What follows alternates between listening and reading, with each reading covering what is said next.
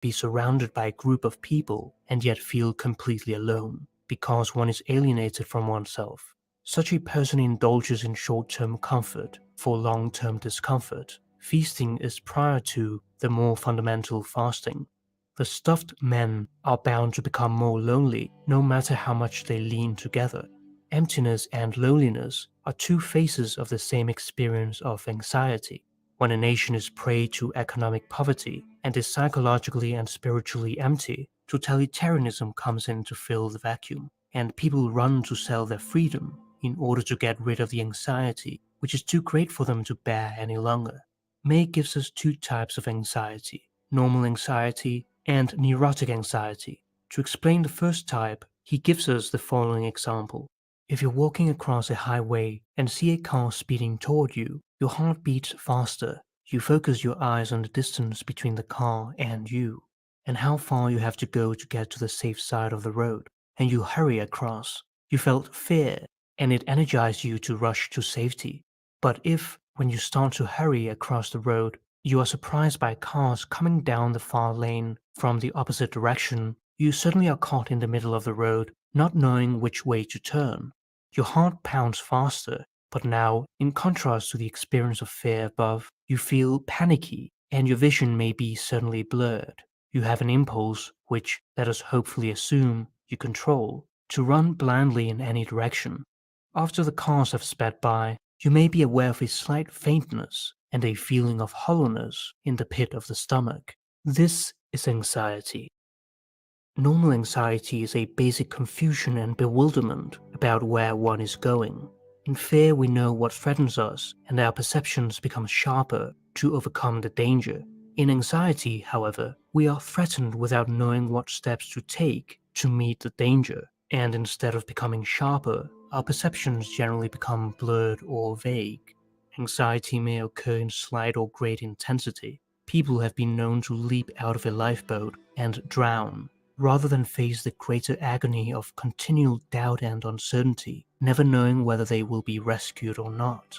A person experiencing anxiety is like a pilot in the transatlantic flight who has passed the point of no return, who does not have fuel enough to go back, but must push on regardless of storms or other dangers. Anxiety is the human being's basic reaction to a danger to his existence, or to some value he identifies with his existence. It strikes us at the very core of ourselves. May tells us that in its full-blown intensity, anxiety is the most painful emotion to which the human animal is heir, the threat of death being the most common symbol for anxiety. However, most of us in our civilized era aren't constantly threatened with death.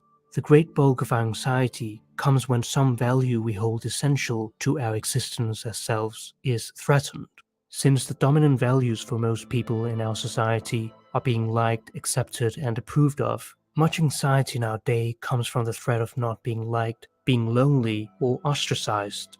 Every human being experiences normal anxiety in many different ways as he develops and confronts the trials and tribulations of life. However, while normal anxiety is proportionate to the real threat of the dangerous situation, neurotic anxiety, on the other hand, is disproportionate to the real danger. The person feels threatened, but it is as though by a ghost. In this state, people often remark that they feel as though as they were in a daze. Anxiety tends to destroy our consciousness of ourselves. It disorients us, wipes out temporarily our clear knowledge of what and who we are, and blurs our view of reality around us. This bewilderment as to who we are and what we should do is the most painful thing about anxiety.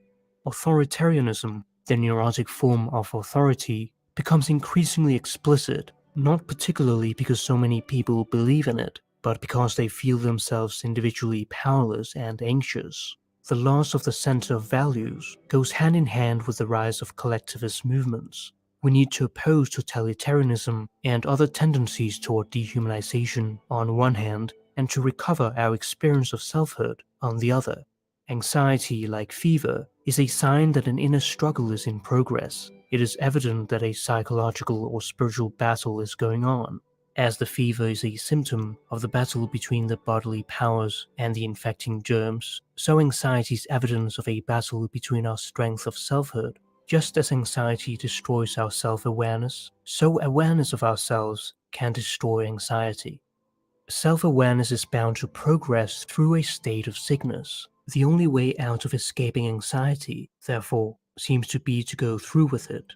Our task, then, is to strengthen our consciousness of ourselves, to find centers of strength within ourselves, which will enable us to stand despite the confusion and bewilderment around us. Before rediscovering selfhood, we should first start by asking, what is this sense of selfhood we seek?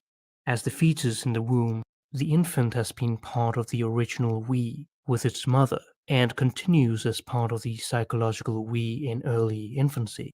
Between the ages of 1 and 3, however, there appears in the human being the most radical and important emergence so far in evolution, namely consciousness of himself. With the ego, the child begins to see himself as an I and becomes aware of his freedom within the context of the relationship with his parents. However, he may feel terribly powerless in comparison with the great and strong adults around him, and fear living without the protection of his parents. As the child grows up, the ego, his sense of identity, enables him to imagine himself in someone else's place and ask how he would feel and what he would do if he were this other person.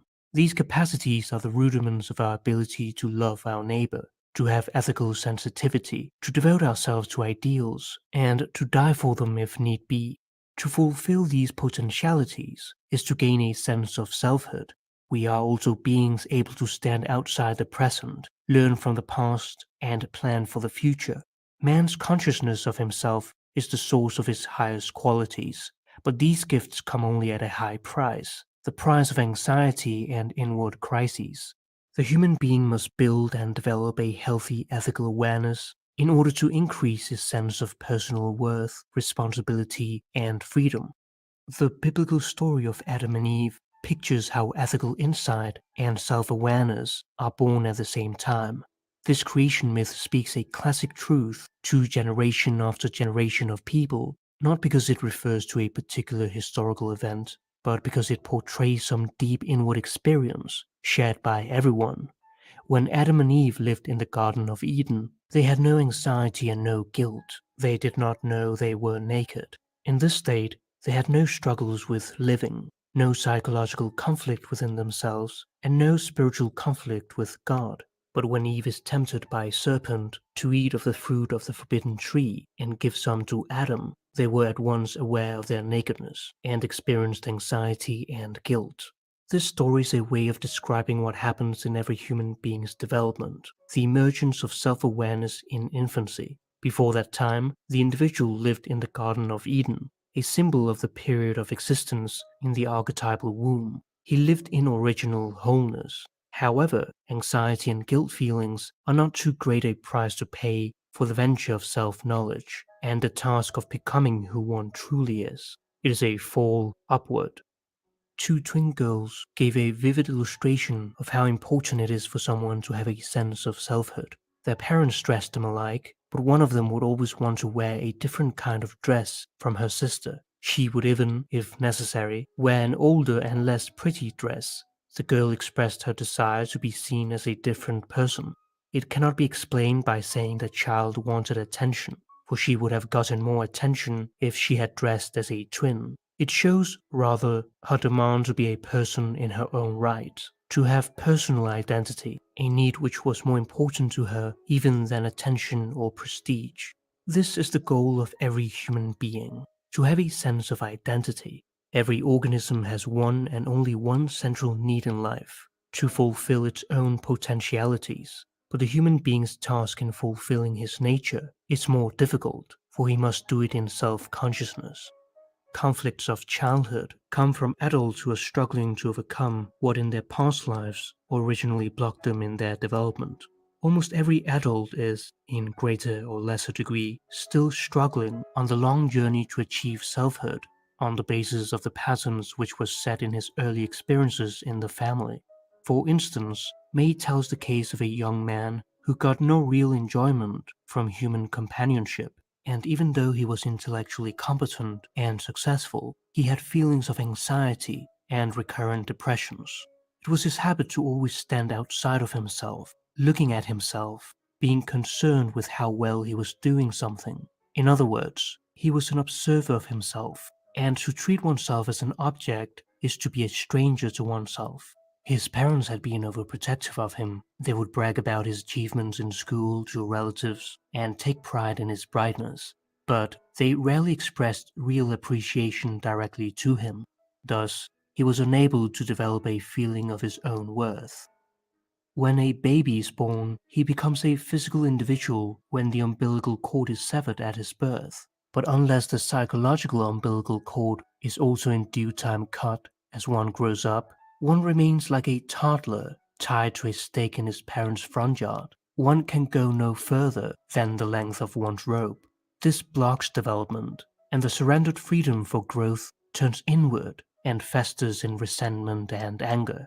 These are the people who, though they may seem to get along tolerably well within the range of the toddler's rope, are greatly upset when they have to take responsibility and venture into unknown territory. No wonder many people repress unconscious conflicts and try all their lives to run from the anxiety. They symbolically desire to return to the womb. No one moves on into responsible selfhood if he remains chiefly the reflection of the social context around him. Conformity is the great destroyer of selfhood, where being well liked is seen as the ticket to salvation. May writes, "The opposite to courage in our society is not cowardice, it is conformity." We are created by each other, but we also possess our capacity to experience and to create ourselves. To the extent that we do fulfill our potentialities as persons, we experience the profoundest joy to which the human being is heir. Joy, rather than happiness, is the goal of life, for joy is the emotion which accompanies our fulfilling our natures as human beings. This is the inner sanctum where each person must stand alone. To begin the journey of self-realization, one must rediscover one's feelings, wants, and relation to the unconscious aspects of oneself. Many people only have a general acquaintance with what they feel. They do not feel directly, but only give ideas about their feelings. What is important is to ask oneself how one feels in an honest manner, the experience that it is I who is actively feeling with a heightened aliveness. The body is the first core of our personal identity, which we develop and explore as infants. But many of us neglect our bodies until we fall ill, as if the body is telling us, "When will you listen to me?" May proposes that illnesses be not taken as periodic accidents which occur to our body, but as nature's means of re-educating the person. Awareness of one's feelings and developing a healthy relationship to our body lays the groundwork for the next step, knowing what one wants. Children are quite clear in expressing their needs, but as we grow older, we become less and less clear. The amazing thing is how few people know what they want. They only know what they should want and what people expect of them. However, we shouldn't worry too much when we don't know what we want, because our unconscious knows. It is up to us to listen to it or to ignore it. All through the ages, people have regarded their dreams as sources of wisdom, guidance, and insight. It is a significant portion of the self. When we are cut off from the unconscious, it puts us in the position of trying to drive a chariot with 4 or 5 horses pulling off in different directions. Even the unskilled person, if he takes the attitude that what his dreams tell him is not simply to be rejected as silly, may get occasional useful guidance from his dreams, providing insights and solutions to his problems that he's unconscious of. Instead of asking what the unconscious requires of us, we should rather ask what it can teach us about human life in our particular time and with our problems. May intends to show us that the more self-awareness a person has, the more alive he is. A heightened awareness saves us from 2 errors. The first is passivism, not being concerned with self-awareness and letting the deterministic forces take control of one's life, which leads to psychological projection and neurosis. Fate leads the willing and drags along the unwilling. It is us, with the help of the ego, that must make the unconscious conscious. The other error is activism, using activity as a substitute for self-awareness. Many people keep busy all the time as a way of covering up anxiety. Their activism is a way of running from themselves. They get a pseudo and temporary sense of aliveness by being in a hurry. Aliveness often means the capacity not to act, to be creatively idle, which may be more difficult for most modern people than to do something. To be idle requires a strong sense of personal identity. It brings new appreciation for being something rather than merely doing something. A strong sense of selfhood must not be confused with self-inflation, which is a sign of inner emptiness. A show of pride is one of the most common covers for anxiety. Similarly, self-condemnation provides a substitute for self-worth, which helps to drown the bitter ache of worthlessness. It prevents one from an open and honest confrontation of one's problems, and makes for a pseudo-humility rather than the honest humility of one who seeks to face his situation realistically. It is as though the person were saying to himself, I must be important, that I am so worth condemning. Thus, much self-condemnation is a cloak for pride.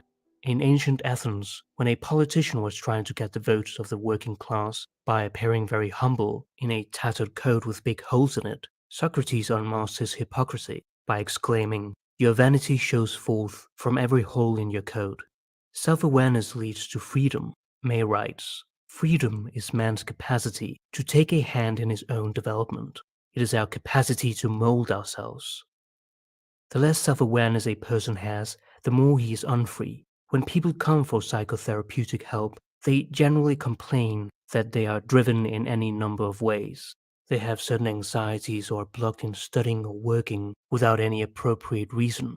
They are unfree, bound and pushed by unconscious patterns. They are totally detached from themselves. However, freedom leads to anxiety. Dostoevsky portrays this in his novel The Brothers Karamazov. Christ comes back to earth and is taken to prison by the Grand Inquisitor. He tells Christ that his mistake was that in place of rigid laws, he placed on man the burden of having with free heart to decide for himself what is good and what is evil. And this fearful burden of free choice is too much for men. People want to be treated as children and be led by authority. Therefore, the Church places restrictions to save people from the great anxiety and terrible agony of making a free decision for themselves. It saves them from the dizziness of freedom, as Kierkegaard puts it. Psychologically, within the person there's a fear of moving ahead. There's the courageous side of man and the servile side, which prefers comfort to freedom, security to one's own growth. Morbid dependency is not simply failure to grow up, it is a dynamic pattern which represents a flight from anxiety, a form of parasitism in which one organism is unable to live except as it clings to another. An unfree person eventually becomes hateful and resentful, as if someone would say, You have conquered me, but I deserve the right to hate you. The person has kept in his hatred an inner citadel, a last vestige of dignity and pride, even though outwardly conditions deny him the essential rights of the human being. This is also seen in the fact that totalitarian governments must provide for their people some object for the hatred which is generated by the governments having taken away their freedom, otherwise people would revolt.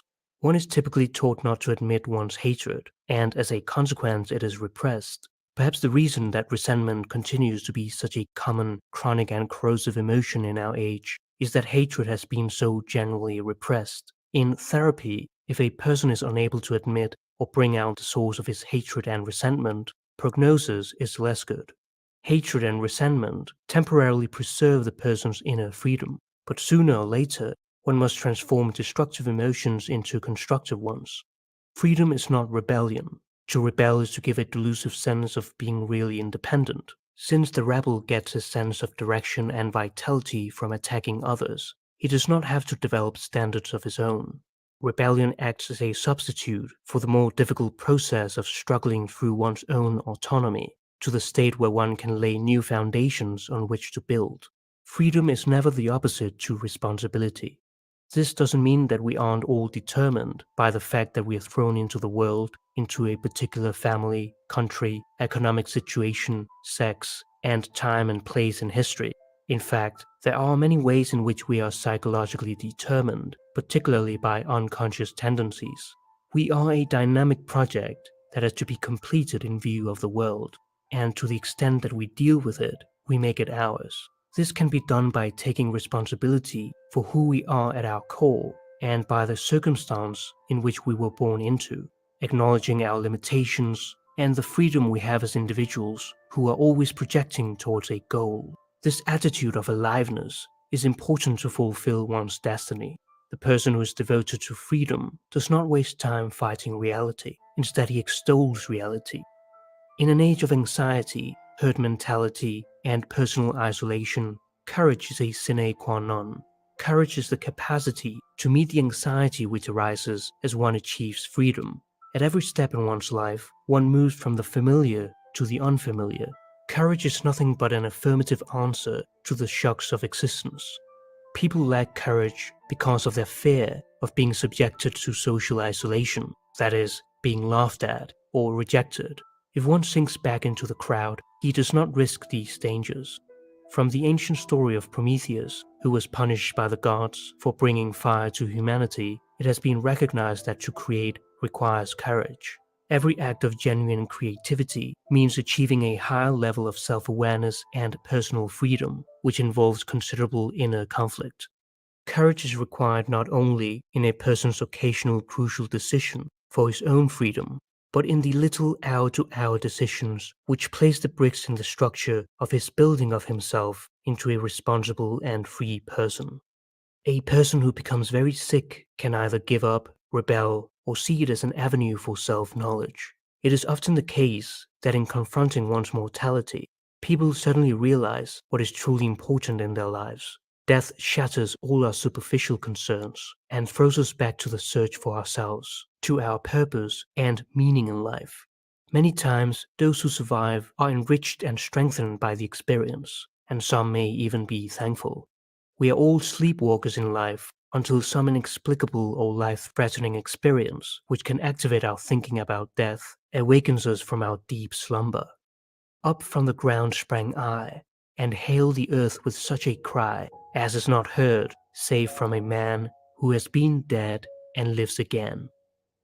In extreme cases such as being condemned to death, one can still in his freedom choose how one will relate to these facts, such as Socrates' decision to drink the hemlock rather than compromise and preserve his life. To die for one's freedom, quite contrary to any simple doctrine of self-preservation, implies some profound things about human nature and human existence. Dying makes more crucial for us the fact that while we are not dead at the moment, we sometime will be. So why not choose something at least interesting in the meantime? Whatsoever thy hand findeth to do, do it with thy might. For there is no work, nor device, nor knowledge, nor wisdom in the grave, whither thou goest. The psychological death of one's old self is followed by heightened awareness of life with new insights. The responsibility for one's life takes on a whole new meaning. The person accepts life not as a burden placed upon him, but as something he has chosen himself. For this person now exists as a result of a decision he himself has made. The other thing which happens is that one accepts discipline not because it is commanded, but because one has chosen with greater freedom what one wants to do with one's life, and discipline is necessary for the sake of the values one wishes to achieve. Unless the individual's own inner motives are made the starting place, no discussion of values will make much real difference. As Nietzsche put it, man is the great valuator, and only as he himself actively chooses and affirms his values can or will he take responsibility for his actions. When one has become convinced of his beliefs on his own pulse and in his own experience, rather than through abstract principles or through being told, one gains confidence in what one says. Out of the heart are the issues of life. The wholeness of the man whose external actions are at one with his inner motives is one who is pure in heart. No one has known God who has not known himself. Fly to the soul, the secret place of the Most High. It is doubtful whether anyone really begins to live, that is, to affirm and choose his own existence, until he has frankly confronted the terrifying fact that he could wipe out his existence but chooses not to. Since one is free to die, he is free also to live.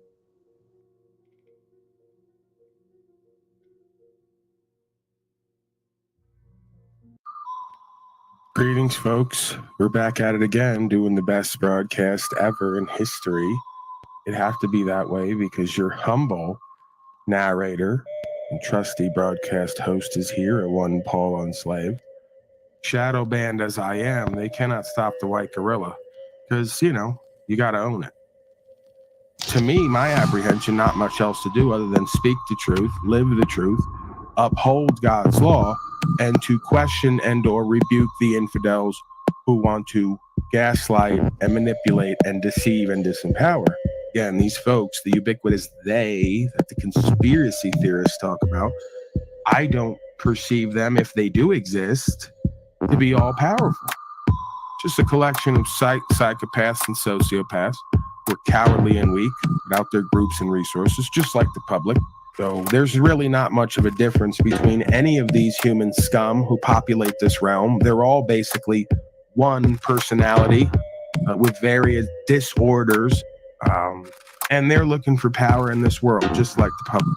And they're going to get it the same way a lot of the public would if they knew how and or were willing, which they're not willing to do anything. Right? A year and a half ago, I told you we're going to do World War III. Iran is going to be one of the players, which will lead to Israel, Russia, and Ukraine, of course. Once we saw that start up. See, that was my signal. That was my canary in the coal mine. Once I saw Russia, Ukraine, I go, oh, I know where this goes. The last 3 years were your fucking official wake-up call.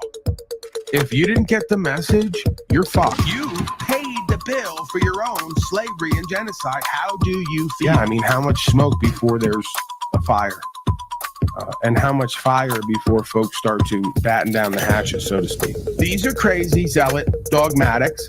They're tapped into some force they think is God. I contend it's the devil, the dark one, whatever entity or state of consciousness runs this place from the beginning of time. And they're going to cause their own destruction and destruction of others with some misguided spiritual pursuit. They're being avatared and used, is what it seems to me. We got Fox Noise saying that World War III is officially started.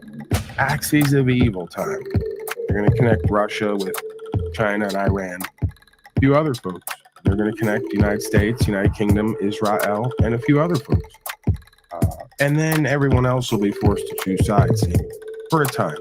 Then we'll get back to one world order, some folks might say. So the storm is coming. You're all giggling and laughing, acting cavalier like something's going to be solved. No, the storm's been coming, like I said, a year and a half ago. They're going to shut this place down. They're going to torch the economy. They're going to move the floor under you. And a lot of you are going to be out in the street begging for food. It's called Greater Depression. It's called economic collapse. It's called centralized digital currency moving in with social credit system. This is not new. One world currency, one world religion, if they have their way. And I'm not interested in folks who want to ignore it and act like everything's going to always stay the same in their naivete. It's just middle ground every time. The Tao is the middle way. Walk the middle ground. Moderation in all things, preparation, careful, surrendering in faith after we've done the next right thing. Many things need to be done. Nothing is left undone.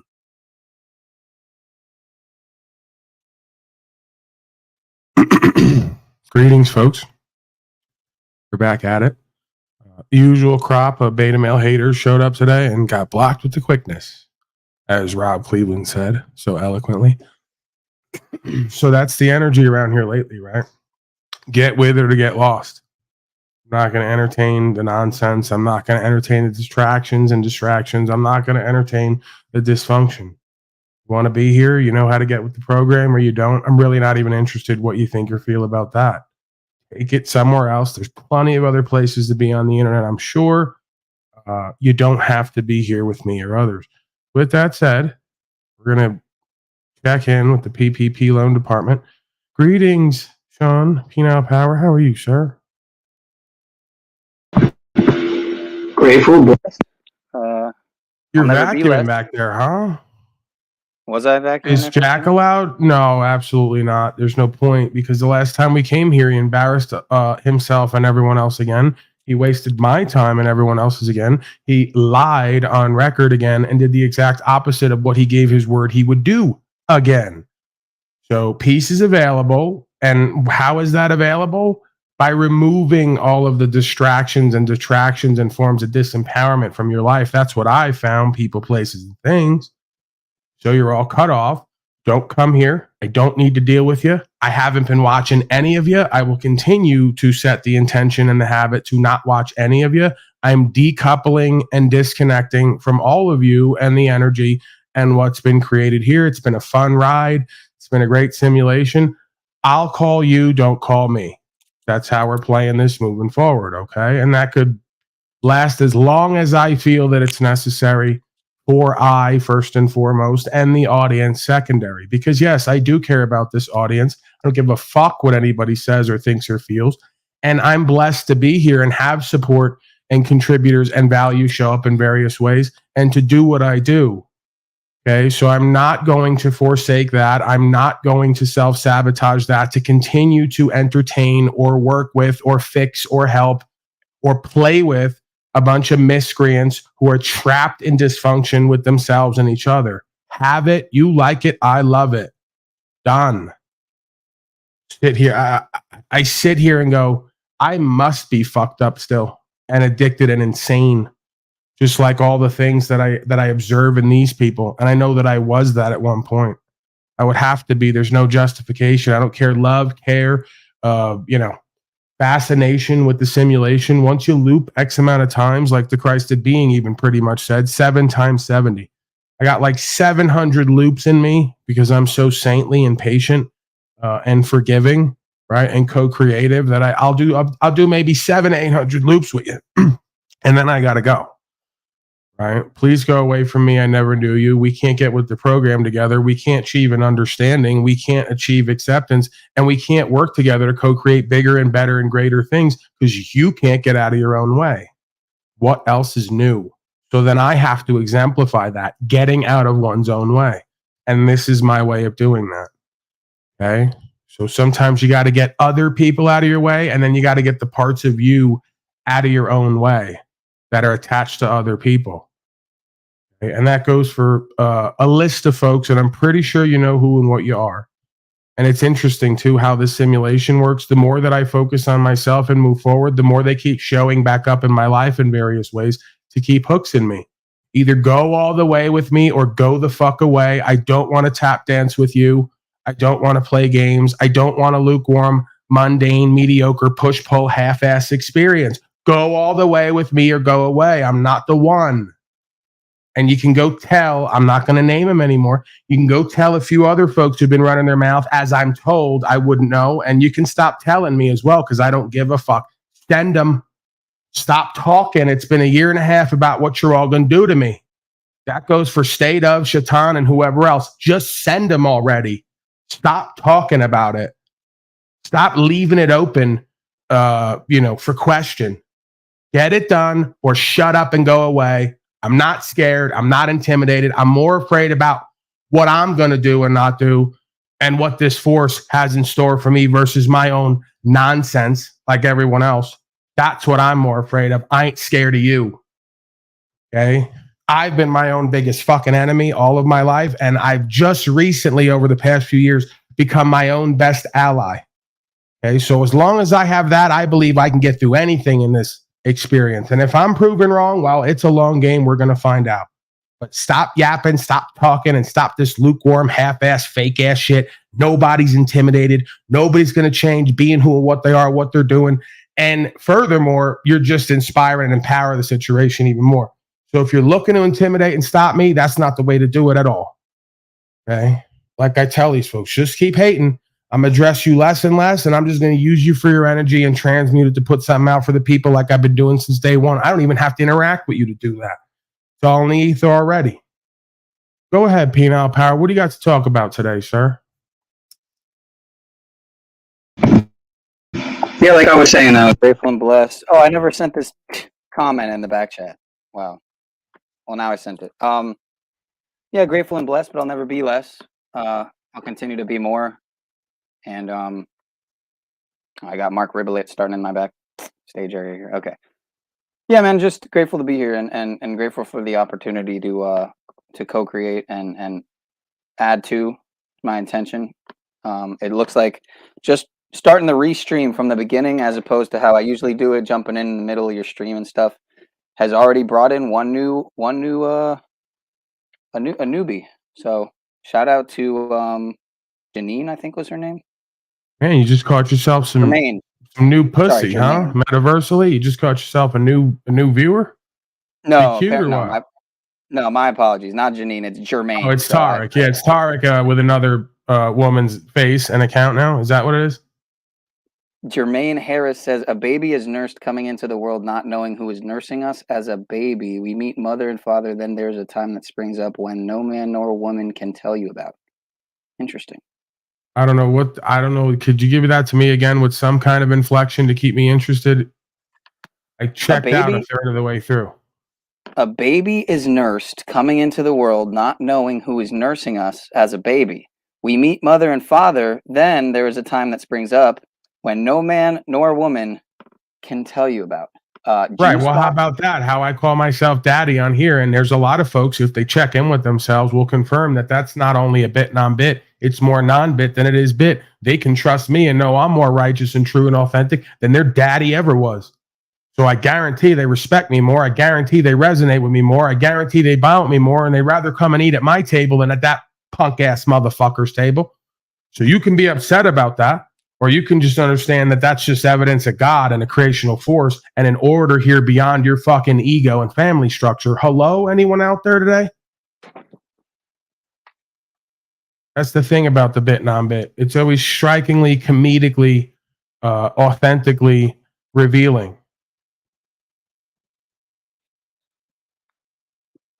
Continue on, sir. Well, that was about it. And then they left a cookie emoji, juice box emoji, mailbox emoji. So maybe it's yeah. She's saying she wants to get fucked. I told you, bro. These women are all the same. What is that? She says something. She alludes to me being daddy, and she's digging the vibe. And then she goes cookie, mailbox, and then what was the other one? Gift, packet. Yeah, I mean those are all like subliminals for like pussy, right?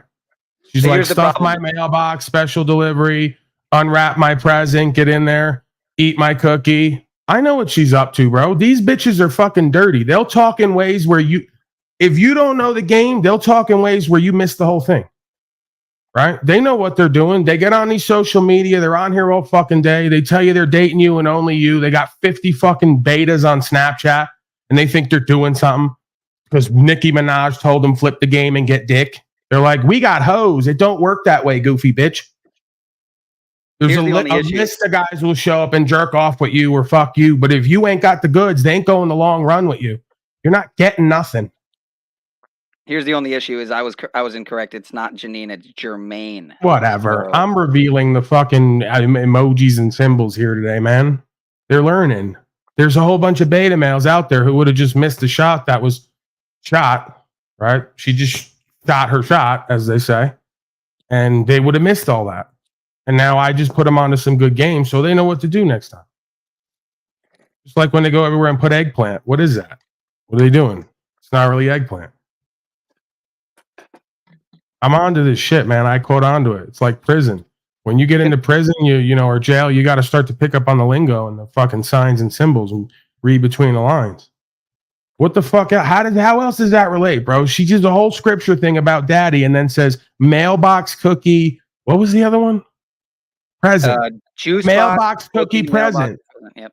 What is that? You can't explain how that relates to the sentence. Now, when I just break it down to you, it makes fucking sense, even if it's sub-psychological. How does it not? What's next? She's going to put like things of milk shooting out? Like milk bottle with the cookie? Oh, they dropped a book emoji. Stop me where I'm wrong, man. Stop me where I'm off here. That woman needs it bad. Just like a lot of them do on here. They're sitting at home. They got fucking a ton of options, but they're unfulfilled by the options because these men ain't shit. And they're already fucking crazy, half these broads, because they've been fucking with beta males for so long. They don't know who and what they are anymore. That these men just drive them crazy and insane. Just break them up from the inside out. Whatever. You know what? It's good that she's here with us. We're going to give her some care and some love. We're going to lay some snacks out for her. She can feel good about whatever, we're doing here, what she's a part of. What else do you got over there? What's going on in your little hole over there? I don't mean like that. I mean in that fucking area of yours. No, I don't mean like that either. What's going on your broadcast, man, on your channel? Give me more updates. Last night I was just doing some restreaming mostly, and Chris came up, Bex came up. Oh no, Bex didn't come up. That was the night before. Who else came up? Nubs, I think maybe. I can't remember now. But it was a good little. Oh, Cage. That's who it was. It was Cage. And it was a good night. I was just restreaming some of these three Has gentlemen. Cage got interesting at all yet? Has he developed a personality or a rap at all, or is he just still the Cage we know and don't love or like? He's still, doing the occult cosplay, kind of, Masonic cosplay. Oh my kind God, of he hasn't given that thing up yet. Remember when he tapped the Masonic ring on the table and showed himself for 3 seconds in a suit and thought that was going to be intimidating rather than embarrassing? You got a lot of folks on here who really want to act. They really want to be in Hollywood and be an actor. And they come on panel and try to pretend to be interesting, try to pretend to be funny, try to pretend to be educated. Right. They pretend to be ladies' men as well. But yeah, they need to go like study Marceau, clown college. And then they need to like get on stage, right? Like go join SAG. That's SAG. I don't want to get anyone confused. I know over the audio that can sound different. You might have thought that's actually something else. my initials, actually. FAG. That's the thing I just said. I'm saying SAG, Screen Actors Guild. You misheard me. That's why I clarified. Yeah, I've never actually doxed myself. I don't think. Well, I probably have on accident. There's a couple times where I probably showed like an envelope or something, but I'm curious to know if anyone knows my full name. Yeah, we're not interested. Actually, it's not that hard now that I think about it. Yeah, never mind. Yeah, we don't even need to know. Besides, Monoslave is going to dox you and then have your whole family murdered, so you might not want to do that. Well, you know what I noticed is my stream that got taken down. I realized, you know what I was doing during that stream? I was having snafu in my chat, dropping links, and I think he came up on the panel. And what was the conversation? Yeah, Monty. So yeah. But yeah, the optics are interesting. I will say that. And hearing I didn't hear all. The optics are kind of boring at this point, if you ask me. As far they as are a little played out. I'm still waiting for someone to do something or shut the fuck up. Fucking boring me. Spice up my life. My shit's been like rather good, rather peaceful, rather mundane. You know me, I'm self-sabotager, gambler, addict number one. So as much as I like the peace and empowerment, inspiration, and growth and development, I just always kind of feel like around the next corner is someone waiting to spice up my life. So let's get with it. Where you at? I've been waiting. Remember? Don't you remember the intro? I've been waiting. Waiting for it. Yeah. Yeah, I could tell you have. Otherwise, you wouldn't be going. How many days straight now? Do you have a counter? Actually, do you have a counter? Do you know when you actually started? Like what day? No. So it's a rough estimate. Rough estimate. Well, I think I've officially adopted the everyday model, and I've been going probably for about 2 weeks now. Right, but are you working? That's the thing, right? I need you bringing in value so you can update your studio and all your equipment, and I need more out of you. You need more out of you. I don't need anything. Mm-hmm. You need more out of you. Don't you agree? You got to be at least pulling in some value with some product or service somewhere. We all got to make a living. Penal power. Yeah. Yeah, behind the scenes. You're not like God's chosen person because you live at home and won't create value or bring value in. You don't have to like stack fucking paper and live like one of these clowns. You just get the value. You convert the nonsense into hard assets or into reinvesting back in yourself. That's value for value, bro. You put out energy, time, and attention. You get back some form of value. You trade it for reinvesting back in yourself and your purpose and future. That's a win-win, man. Get away from the idea that everybody's so self-righteous and spiritual because they won't actualize and realize and pursue a successful beingness in this life. It's ridiculous. You don't have to love the world to love yourself, bro. You don't have to want to succeed in the world to succeed in yourself and in whatever you choose to do with the rest of your life. Most of this shit's a move, man. You just got to have your heart in the end goal and with yourself. You ain't showing up there to please them, to make money and all the rest of it. You're showing up there to do what the fuck you need to do and provide an example for that sister of yours. You know, there's no father there no more. I'm not trying to pressure you, but she's going to be looking at you, bro. And she's going to start to think it's okay to go get with a man who's going to sit home and not work and probably get all in his feelers at some point and be abusive to her and put hands on her and all the rest of it that comes with it, beyond alcohol and drugs. So that's partly your role, man. Again, there's no pressure there. It's just an understanding of what is, you know, and you'd have been that anyway. Your sister wouldn't be looking to your father, even if he was here right now. She'd be looking to you because she can relate to you more, right? So that's just our role and our position as men, bro. We got to create value. We got to like ourselves and what we do. So at least, especially if you got a sister and whoever else, they can look at you and say, you know what, this is a real motherfucker. And if I go to dating or calling in a man, this is who I want to call in, because she's going to wind up calling in whatever you show her, directly or indirectly. Right? She's going to think that that's normal and acceptable because she's been coming up under all this shit. So we got to break the generational curses and binds, you know? You don't have to love the money, bro. Like I tell you, it's not about loving the money. It's about loving yourself and what you do and being the best at whatever you do and generating value for yourself and others and making the world a little bit better of a place. You could do that anywhere you go, bro. You could do that from prison. You could do that working at Applebee's. I don't give a fuck where you go. You could bear witness and testimony there, and you could co-create with somebody there and be an influence and a light and facilitate, and you could like yourself and what you do. Yeah, I'll be honest. One of the best jobs I ever probably worked was at a farmer's market, and I was doing a mixture of things. You know, I was doing cashier, and then I was in deli, and then just doing different stuff. And that's probably what was one of the more enjoyable parts of it, because I don't like sticking to one thing. Like, bro, I'm if you cool being like on. that, if you like that, and you find enjoyment and value there, who gives a fuck what anybody else is going to think or what the world thinks? Oh, I work at a supermarket. Like, I'll bullshit with people, like the kid yesterday when he tried to pull it on me. Oh, what do you do for a living? I go, I live my dreams. Your turn. I work at the supermarket. Don't play that fucking egoic bullshit with me, bro, because I'm you and I'm here for you till you want to play the division competition game. Then I'm going to blow you out of the water. And then we're going to have a conversation. So, yeah, that's the thing, man. If you could love yourself, then you'll love anything that you do and you'll do it to your best. There's absolutely no problem with that. For someone to come in, bro, I went to a fucking whatever it was, Stop and Shop, whatever the fuck, you know, some store. I went in there was some dude tatted from head to toe, face, the whole thing. You could tell he did time, right? Just in his movements and attitude and the way you could tell he did time by the way he gave a fuck about stocking that fucking shit out there. It wasn't about the shit. He was doing vegetables and fruits and whatever else, organic shit. So I already know, I don't even have to talk to him what the fuck kind of time he's on. He doesn't give a fuck about anybody in this realm. He's there to do his time, be the best at what he does. And you should have seen the way the people who come there regularly were running up to him, right? They ain't running up to the manager and whoever else. They're all coming to him. Hey, bro, how you doing? What's going on today? Whatever his name was, right? Talking about, he had a relationship with a whole bunch of customers, old people, middle-aged people, young people coming in and out of there. He was moving and shaking and facilitating and inspiring just from putting fruit and vegetables out because of his energy and how he carried himself and how he wanted to be the best at whatever he did and serve the motherfucking customer, which is something you can't fucking buy at this point.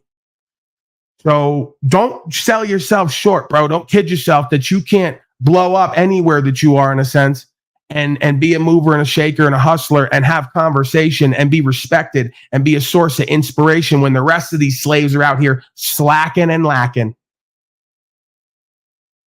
So, you know, I wound up going up to him and I said, listen, I said, I'm not going to presume anything, but I can make certain presumptions. It's not the point. I said, I see the way you move and how you work, and I want to just let you know I respect that, right? That's the difference. The real recognizes the real. Those who are here for the growth and development, the understanding, we pay homage to that, as they say, right? We respect that. And it inspires us, right? The same way with Ramiro. Just like we could talk about him slowing down at times, which we have, I can't deny he's been a source of inspiration for me on the ground because I don't like working with my hands, right? I've always had to push myself harder to get out and do what the fuck I needed to do just to generate a living.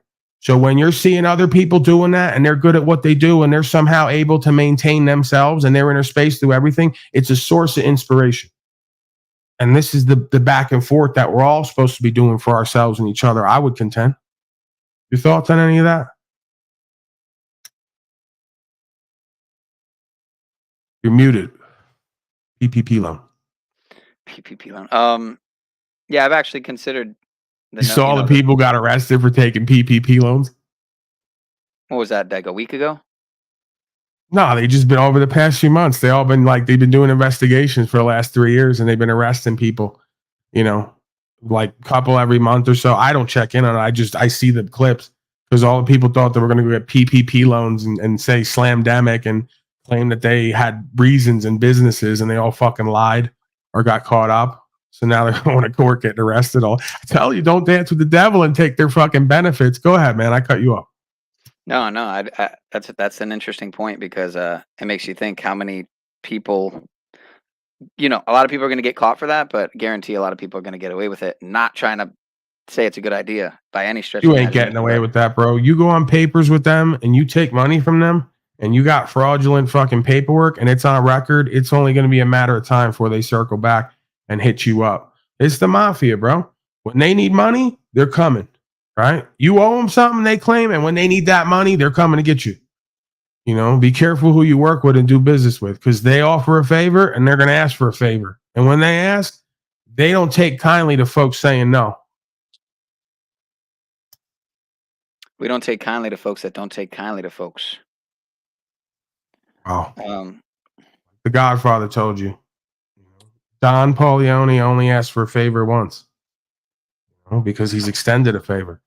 Speaking of, how do you feel? Because now you're bringing up Godfather, you're bringing up Italian. We're circling back for the Jen Psaki terminology there. Circle back. But the eggplant. How do you feel about the eggplant? Do you eggplant parmesan? Are you an eggplant parmesan kind of guy? 21 questions. I mean, if you make it good enough, if it's like without the skin and you thin it out, potentially, but not one of my go-tos. If I go to an Italian restaurant, it's really not in my radar. What would be your top 3 cuisines? Before chicken parm? No, I mean cultures. Like mine would be Thai, Mediterranean, and maybe Caribbean. Yeah, Italian, curry. I'd say Asian, Chinese.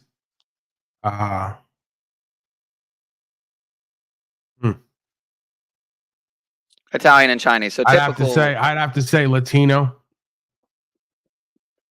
That's a strong 3. Because Italian's really Italian American, so it kind of adds the American, whatever that is, a conglomeration of all the rest. Mm-hmm. Pretty much anything that'll make you fatter is really what it comes down to. Because that Chinese food you get here ain't Chinese food either. They ain't eating that shit in the back. They're eating like fucking rice and water. I've seen them. They'll take break and eat rice out of water. They're not eating fucking lo mein with brown sauce. Yeah, the last job I had, the one I was talking about that I was opening the joint and stuff, opening and closing the joint at times. It was ridiculous the amount of fucking rice you'd go through. By the middle of the day, if it was dried out, you'd have to either, if you didn't rehydrate it, if you forgot and it got too dried out, you have to throw the whole fucking thing away and make a whole new. But rice is dirt cheap anyway. But yeah, I really think the reason I lost that job was a mixture of like my difficulty sticking to one task, trying to multitask, and it actually serving to only take away from the productivity, so to speak. That and also kind of eating things that were about to go into the garbage that they kind of looked at me some way for, like eating mango skins, eating you know what I mean, like, or like just eating in general, because they wouldn't feed me, man, and I wasn't paid to where Yeah, so you put the shit on the side, bro. You don't sit there like you're having a fucking buffet. If you're gonna save the shit from the garbage, that's what I would do. You put a fucking bin on the side and you throw it in there. They're not looking. Are they really checking for that? If you put a separate bin on the side and just put it in there? No, you're not. That's not what you do. You were sitting there fucking eating the shit off the plate. I know what you were doing. You were stoned probably, and you were back there doing 3 other people's jobs they didn't ask you to do, and then you're fucking eating off the line because they're going to throw it away. And they're saying, what are you doing, bro? You're not in your fucking home kitchen. You're not at home. I guarantee, I know you don't think 2-3 steps ahead, and I know you don't consider what other people are thinking of you and how they're looking at you, because I see you do it here. You do both of those things here regularly. So you were sitting there chomping off the line like they do them DoorDash people, going in people's bag. You saw the guy on Ring camera yesterday? He went in somebody's bag right in front of him on the fucking Ring camera. I go, this has to be fake. No, it wasn't. They're just that fucked up. It's just that lacking in self-awareness. He's like, Dude, is this shit still hot? They checked it. They checked it with his finger. 1 out of 3 people do that. I guarantee. I'm telling you, bro. I know because you were doing that, bro. I know you were doing that. You were eating chocolate pudding off the line with all over your face, and they're like, "Dude, you're here to cook, and you're not here for that." Instead of you just putting the fucking pudding in the tub on the side where they're not really looking with a cover on it, they're not gonna know what you're doing. They're just like, "Hey, it's recycling." You just tell these white people everything is recycling. They think you're doing a great thing. They're not even gonna ask. You gotta fucking think ahead, bro. You got to use your fucking brain. I did, but then I started to get, lazy on my giving a shit on hide, on. There you go. But you want to come also, there and what are you going to do from now on? You're going to have what now? Next time you go to work at Applebee's and they're throwing away a whole bunch of shit, wasting like all the slaves do when they're gluttony, and you want to take it home to your family and feed your sister, what are you going to do next time? First of all, if and when I do get back into restaurants... You're not listening, but you're not repeating what I'm asking because you didn't listen. You're going to get a recycling bin. It's got a little sign on it too, recycling. So they don't even ask. And then if they do ask, go, what does it look like? It's a recycle bin. And you put the fucking top on it every time you put something in there. They're not worried about that at that point. It's just real quick move. Boom, recycle bin. What are you asking me what that is for? It's a recycle bin. What do you mean? How is anyone, what are they, they're not going to go anywhere with that. I'm like, okay, Penal's a good guy. He's recycling and shit back here. He's going the extra mile. And I think one of the reasons also with the farmer's market was sometimes I would come in the after hours and, they got cameras in the back. You can't be masturbating on the clock. This is what I told you too. You're back there eating, you're masturbating, you're doing drug deals too. I know you're doing that. I know you were back there in that kitchen doing drug deals. Yeah, you were. You were having people show up at the side door. Don't tell me you weren't. I know what you're into. Oh, bro, I'm about to get paid tonight. I'm going to get off at 9. Come to the side door at 8:45 and give me some DMT powder. Christos is going to pick me up. And then they get you on camera, hanging out the side door. They know what you're up to, just like I do. More so it's like when you take a 20-minute bathroom break, you're not in there moving your bowels. Most people are done in 5 to 10 minutes. You're too young to have bowel issues. They know you're beating your baby meat in there. They know what you're doing. Because you want to get on your phone and scroll, and one of them bitches popped up, shaking her ass, and you got all boned up, and you went to the bathroom for 20 minutes, and they go, oh, he must be shitting. 10 and 15 minutes later, they're like, nah, he's on there scrolling, beating his baby meat. And they got cameras in the bathroom, too. In the sprayer, you don't know that, but they got them in there. Puerto Ricans, they're going to put you, they're not going to risk you stealing maybe something from the bathroom even. Because people will steal toilet paper, all types of shit from the bathroom. They got cameras in there. Don't let them fool you. In that little sprayer up top, they're not. That thing doesn't even work. It never sprays. The camera. You know why you should never use a hand dryer in the bathroom? You heard about that? It's got a ton of shit particles in it. Never use a fucking hand blower in the. Always use paper towels or just fucking wipe that shit on your hands, dude. Shit's full of poop particles. I mean, just think about it. People are shitting in there. Dude. Don't use a hand dryer. That's all I gotta say. See, now you're going too much into this. You're afraid of the fucking hand dryer now because there's fecal matter in there. How's the fecal matter up in the hair dryer? I don't even use bathroom soap anyway because it's fucking straight up chemicals. I usually bring my own. I'll bring my own Zoom bar, my own natural soap bar. Can we get to something here? Because Snafu Snaps is in the back, and apparently there's 2 new videos, so I got to get to one of them right now. Sure. Apparently Joe Biden. I know, please. Apparently, Joe Biden came on stage and played a song, so let's get to that.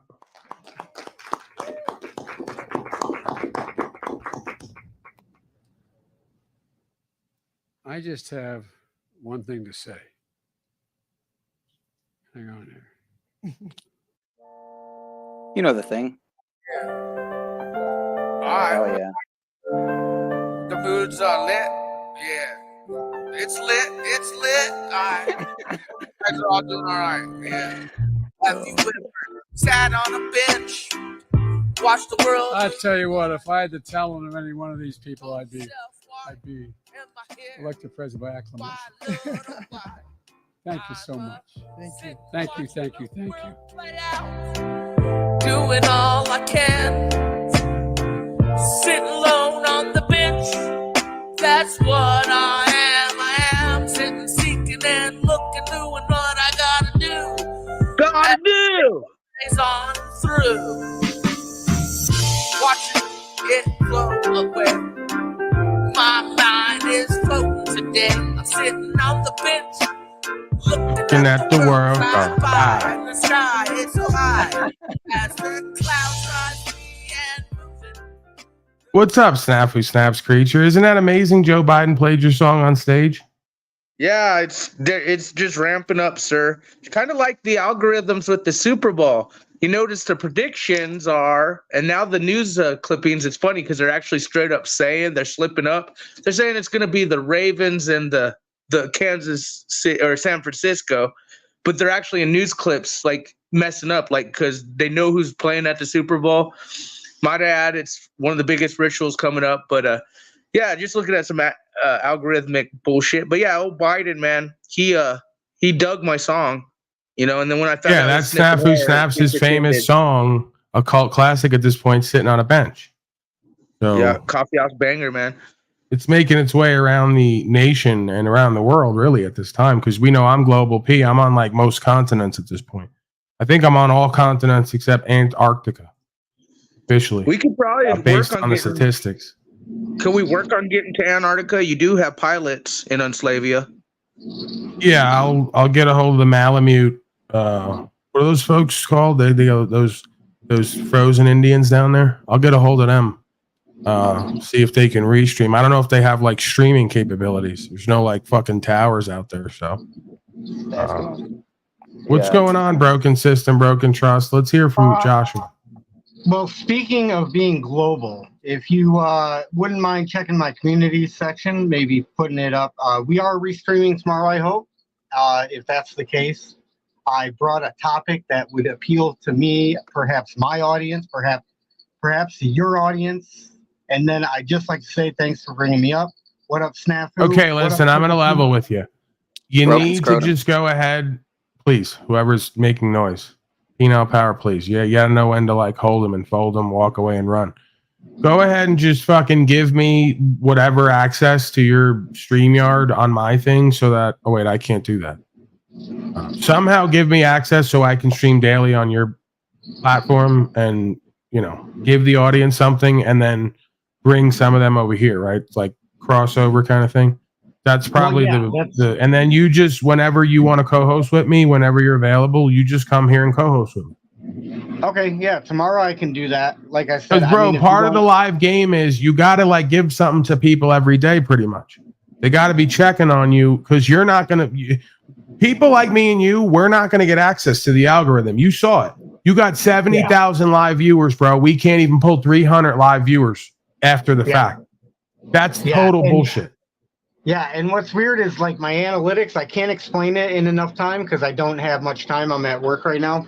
But I mean, we can get into it later, but the analytics are very bizarre too. So it's like, I have it, bro, on mine. They're taking 4 or 5 people a day on this channel now, like they were on the first one. They got little games they switch and play to various levels. They'll take 4 or 5 people a day to make it 150 over a month to just take away all the extras that have been joining. I see what they're doing. I've had a bunch of new people who've been here recently say they've been unsubscribed 2 to 3 times from this channel now. This is the second channel. They already did this and more on the first one. It was 22,000 subscribers. I can't even pull 300 to 400 views after the fact on that channel. When you start talking legal lawful, when you start talking sovereignty, when you start talking spiritual faith, when you start talking co-creating and community, they don't want to know from you and they don't want anyone else to know from you. And they're going to do subliminal hits and direct hits on you to try to keep you out of the conversation in the situation. So whatever, right? They haven't been able to do it yet at all, really, completely. And, so yeah, man, you just got to show up and be in their face daily and pretty much all the time. You got to give people somewhere to go and they'll be checking on you, and you got to give them something to talk about when they show up. And I think I got all that and more. So, like I said, bro, you know, if you feel comfortable with it, I'm not telling you what to do. I don't even know how it will be done. I think it has to be done through StreamYard. I'd have to probably link directly, but I'm never going to do nothing other than what I already do here, right? If you're cool with that, you're cool with that. If not, I don't blame you. Yeah, no, we can definitely talk about it with just a couple simple safeguards in place, you know, and I think thinking through it, obviously, you know, for a few minutes, setting that stuff up. But do you have the ability to pull up like my community section? Because you'd have to send me the link, man. I don't want to go searching and you know, sitting here in silence or having to kill time and then go search. If you want to put the link, I'll pull it up. But no, yeah, unless, like I said, unless you want to be like showing up here daily just to start the stream, whether you can be on it or not, or you want to like, because I don't want to do the thing of, oh, I wasn't here and now I'm here and we're going to stream them, but we didn't yet the last 2 days. You know what I'm saying? Like, just show up and put it on, do what you do, give me access, or just. Yeah, I would love to have daily streams. I mean, that would be fantastic. The thing is, I have to be there to be able to monitor it too, and I don't know if I can commit to that. So, you know, like 1 day a week, I think is pretty awesome. You know what I mean? And then, see. Yeah, you can't worry about the numbers either, right? I don't care if it shows 300 to 400 views on your shit. He said he's seen it yesterday, and I've seen it on my studio before. They'll take 300 to 500 views from me right after I stop streaming. So I've been up to 1,500 before and gone back down to 900. I see the game they're playing. They're trying to make me psychologically feel like I'm not making no progress and that I don't have any power, influence, or inspiration. It's not going to work. So I don't even pay attention to the numbers at this point. Motherfuckers support me behind the scenes. We got a community and a whole situation going on, and value shows up every day one way or the other. You can suck my dick in public with your numbers and algorithm. We've already seen it. It's a fraud. And I got the whole fucking charts to prove you folks are taking people who aren't leaving. So the line don't go like this every fucking day down below zero. Every time people join, they leave right away. Get the fuck out of here with that bullshit. I have all the fucking proof. This is going to get to a point, like I told them one day, if they really push the hand or this gets deep enough and you give me nothing else to do, I'm just going to sue all of you and I'm going to get a big bag off you. And it's going to be, you're going to be unable to defend what's indefensible because the charts and the algorithm and all of the backroom stuff shows what you're all up to. You just put it before court and it's going to be no argument because they're going to go, could someone explain this ridiculous pattern that showed up like out of nowhere and continued after a certain point that wasn't there previously and on both channels? And then I'm going to have 10 other fucking people report the same facts and findings and show the same patterns. And they're going to have to conclude that it appears that some folks are either derelict in their duty or even worse, what it appears to be criminal and corrupt. What else is new? Trying to deceive and defraud and disempower and detract from. What else is new? So all we're here to do is put a light on them, keep calling them out, and keep on our movement and show them forgiveness at the end of the day. But, you know, if you want to get down to competition, there is no competition. The truth will always come to light. You can't stop a man or an idea whose time has come. And it's obvious why we're all resonating with folks like myself at this time, because we know we're in slavery and genocide.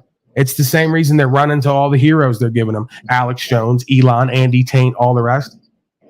Whether they're real or not, whether they're psyops or not, there's a reason why they're a big part of this conversation and in this situation. So, you know, let's be clear. We're inside of something that's inside of something inside of something.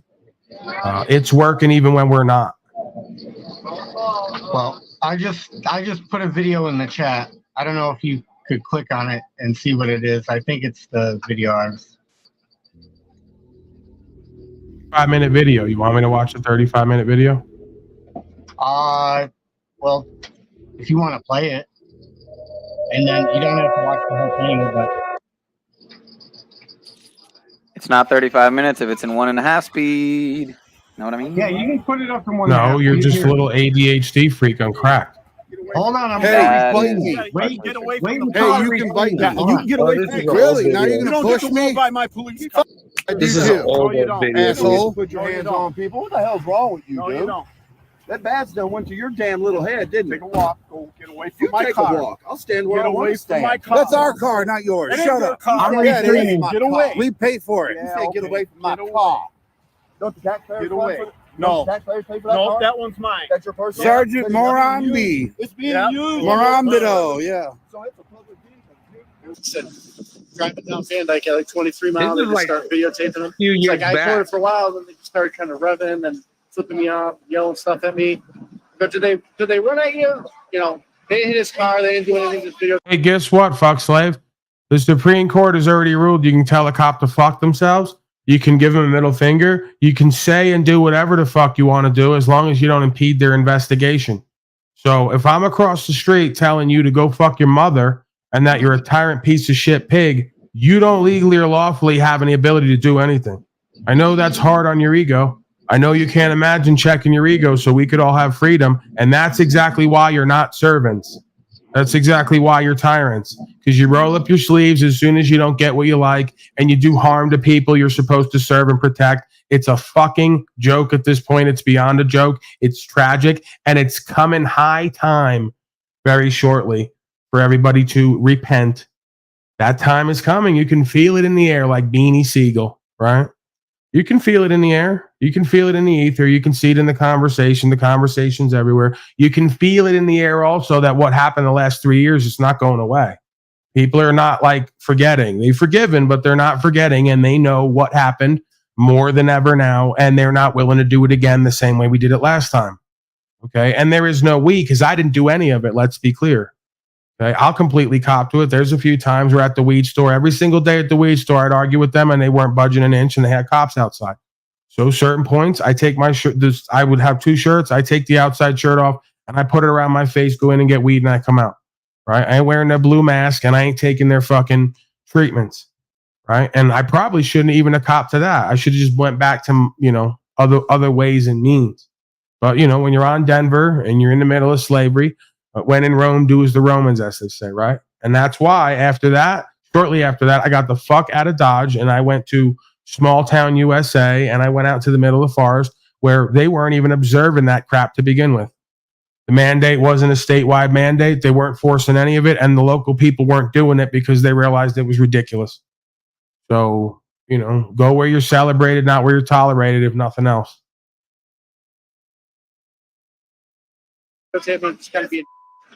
So he's going to get out of here. Okay.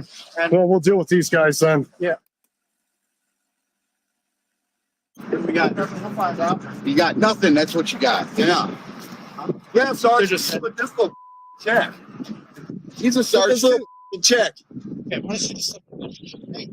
you ever hear Look, it looks like clowns on the fucking playground, right? Middle school clowns on the playground.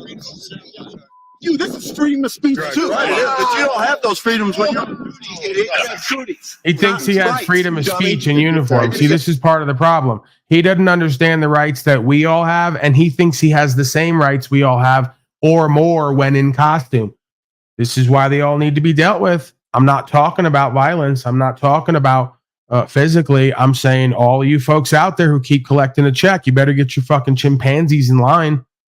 Because it's a problem at this point. You know it and I know it. And that's why more and more of them each day are getting their fucking uniforms cut off them and getting arrested.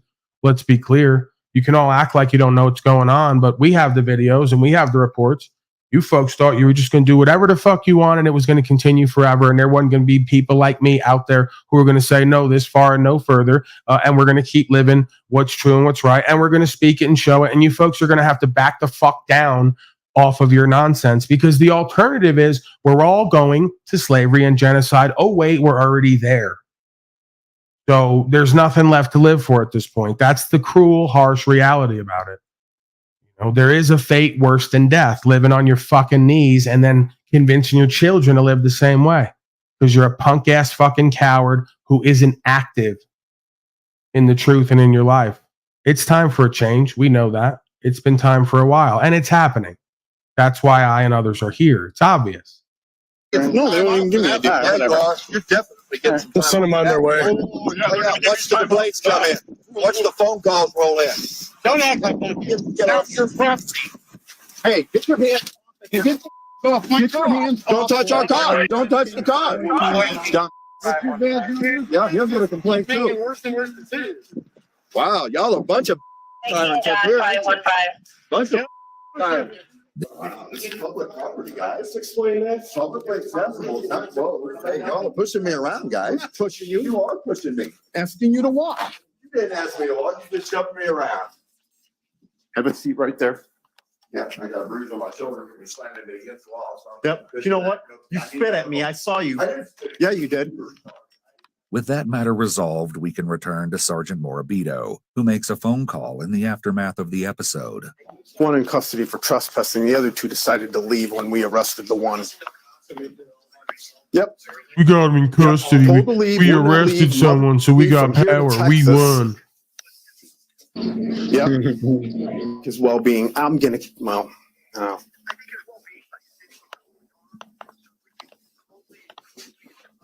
You need to talk to the mayor. You need to talk to the mayor about getting me out of this job. That's what you need to do. You need to tell the mayor it's time for Morabito to go. He's a fucking liability to the department. He's a hothead, and he'll kill somebody. That's what you need to tell the mayor. He'll kill somebody. Did you hear All right, that? we'll let him cool. Right. So there he is talking to his superiors, basically begging. This is how sick it is. Begging for someone to inform on him because he already knows he's a liability, and he's catching himself on camera saying, forget the well-being. He's got to get his get back to whoever's in the cell. And this is the point, is you don't think this goes on all day, every day? This guy's just fucking that over the edge that he's talking about himself in third person as the liability. Hey, you need to tell the mayor, let me out of this job because I'm such a fucking liability. I'm going to kill somebody. It's sick. He's begging to be let go, and they something they already should have been aware of and got onto and dealt with. They won't even deal with when the man is begging to be let out of his obligations because he knows he's sick and morbid and a liability and demonic. It's amazing. You can't make this shit up. See, I somehow went to like 3/4 of the way through, and it was exactly, I guess, what we needed, right? Because I can't get through 35 minutes of a clip. But 3/4 of the way through, apparently we saw the interaction and we heard, I guess, the best thing that someone could say who's in uniform. So synchronicity, I guess. I'm a fan of that. What is that now? What are you holding up? That's the mayor's card from the day of that event. Right. Yeah. You know, I listen. How much better can you do than having their own actions and words on record talking about themselves in the third person as demonic liabilities? I'll rest on that. I'll yield. Oh man, you can't make any of this shit up. All right. They'd say it wasn't real. They'd say you lied. It couldn't be real. When we arrested the first one, Right. they were like, "Okay, we're going. Bye-bye."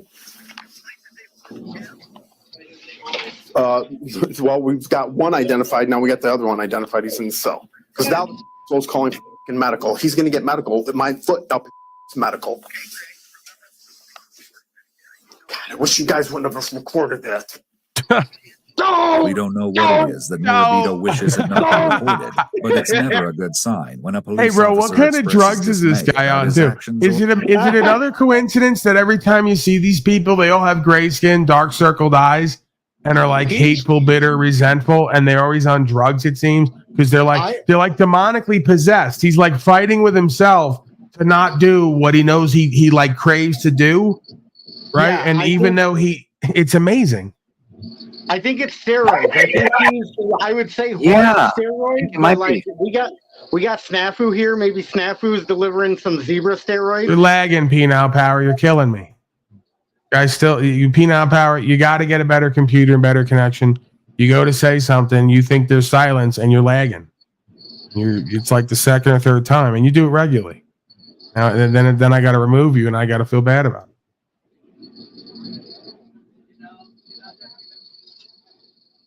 Do you want more of this guy fighting with himself? Yeah, let's do more of that. It's kind of interesting. I always say you suck, your clips suck, and then turns out this is like better than anything. This is great. This is great entertainment.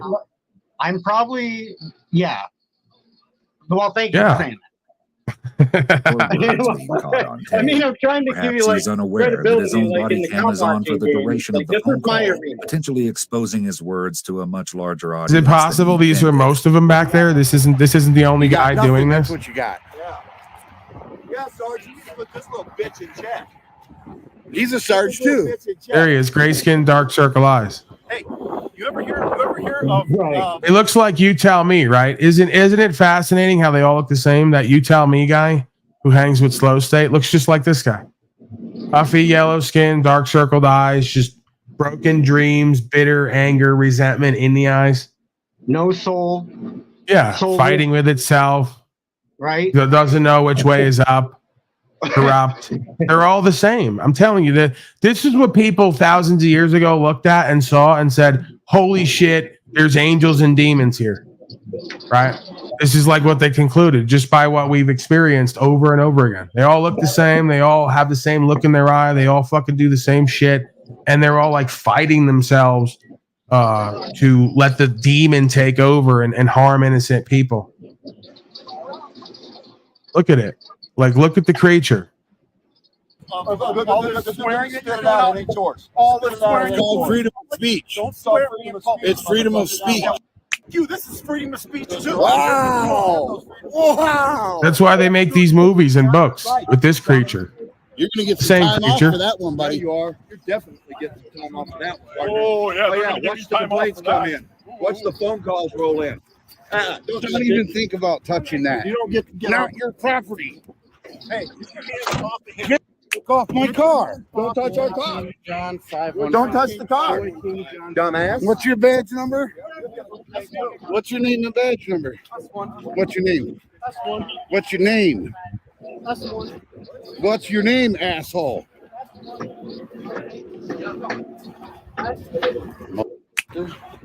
Yeah, they just park anywhere, park in the middle. We do whatever the fuck we want. We don't have to identify. And this is what Kfar and the rest of the yellow-skinned, gray circled-eyed Voldemort tards of this world will continue to support and like suck the dick of and the feet of. They love it. They can't get enough of it for democracy and safety, right? Give us more. Oh, they shouldn't have been out there harassing them police by recording. Yeah, right. And they'll just completely ignore what the guy's saying in the background, how he just wants to kill and harm people. That's what he's driven by, begging to be let out of his job. Okay, I think are we done with that? Do we need more? Where's Snappy Snaps Creature? He's been relatively quiet today, uncharacteristically quiet, a little too quiet.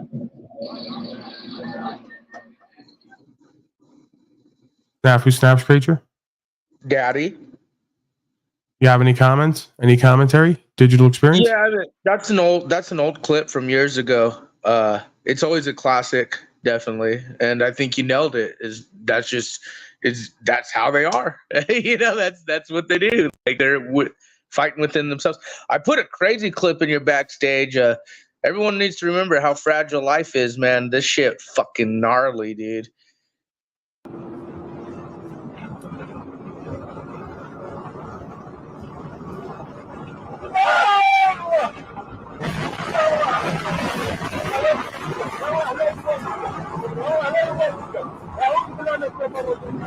Remember how fragile life is, guys. It can strike at any time.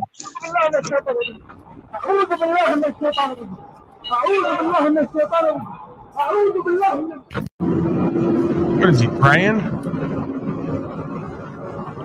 Yep, Well, he he was must- praying the whole time as he was killing those people. I mean, you could hear the horror in his voice as he went around that corner, but yeah, that's what he was doing.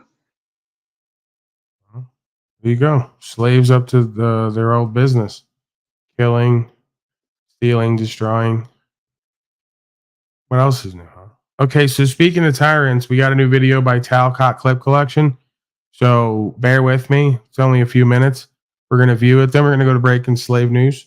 And then we're going to go to body cam footage. Cops killing citizen slaves for safety and democracy, of course. And it's very disturbing, I must say. Folks like that, apparently. What they're into on the internet. So a rise of a new political party, TALSOC, TALSOC. We'll view it, right? I don't really like nowadays giving Slave Cot too much time, energy, attention, too much indirect promotion. He's not thankful and grateful for it anyway. He says I've ruined his reputation and credibility. So I'm playing this basically because Talcott Clip Collection puts so much time, energy, attention in and is so brilliant with his presentments that I would be remiss if I didn't present them here when he completes them. So we will look at it. I will try to remain open-hearted, open-minded, in good humor. But I'm pretty much done with that creature, at least for a time. Okay, get to it. TALSOC, rise of a new political party. It's pretty much what's going on over there. So once again, a bit non-bit. What do I do How do I escape this bullshit from Paul, Cotflix, his little arrogant piece of shit fucking mockery of me? I'm your daddy. Me and Cotflix are your fucking two daddies.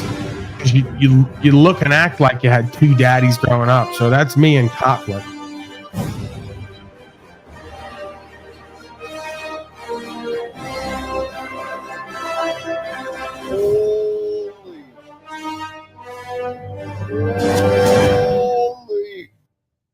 Doublespeak is language designed to evade responsibility, Choose more, do less. make the unpleasant appear Great already. pleasant, What is good? What is good feels good. the unattractive appear attractive. The truth is a feeling. Basically, it's language that pretends to communicate, but really doesn't. Manipulation of facts, gaslighting, those type of things. It is language designed to mislead Distortions of truth while pretending not to. presented as lies. We should be aware of it so that we can at least be defensive and defend ourselves so that we're not misled through it. In your confusion, you've jumped to a conclusion. But secondly, there are times when we simply cannot tolerate this language. Just get the fuck over it. When we talk about important public issues of national policy, we should not use doublespeak as a nation. Many people today, especially in America, oppose socialism. And I'm not, let me be clear, I'm not proposing directly socialism either. But why is there such a fear of socialism or communism? We should not use it ourselves. We should not allow the politicians who are speaking to us to use it. Yes, history has given us distorted examples where a lot of people were murdered and a lot of bodies were stacked up.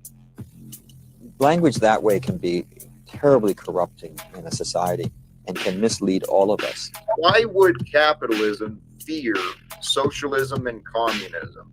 Oh, the profits. Oh, yeah, it's all about the profits. I think it's about freedoms too. No, that's the deception. That's part of the propaganda.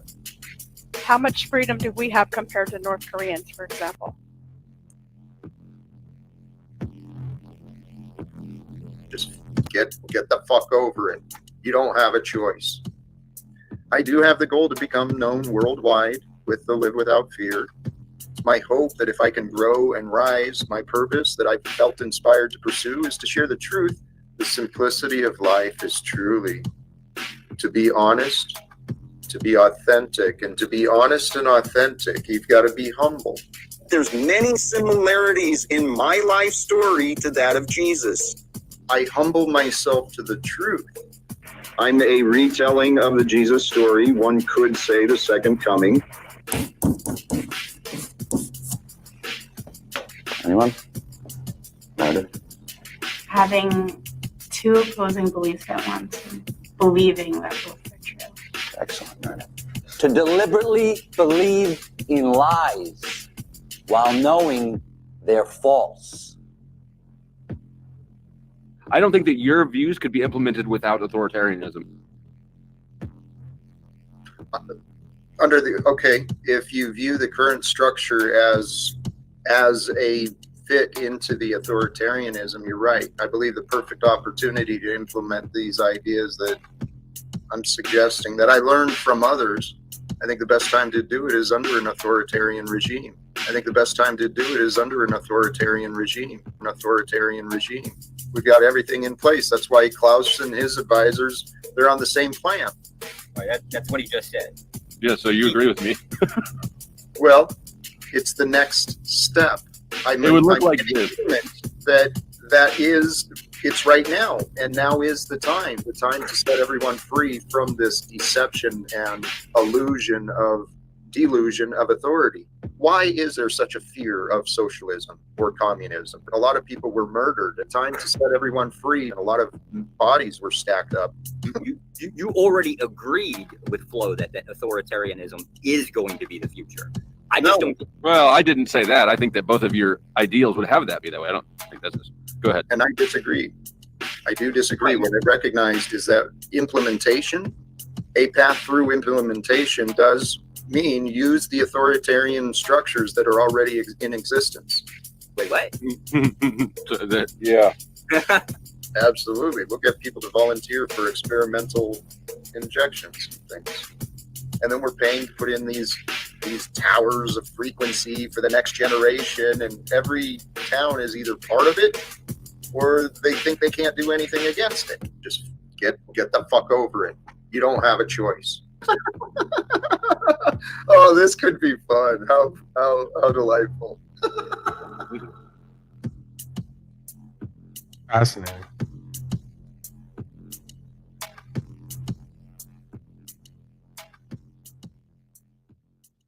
Cloudflakes with a very revealing clip collection there.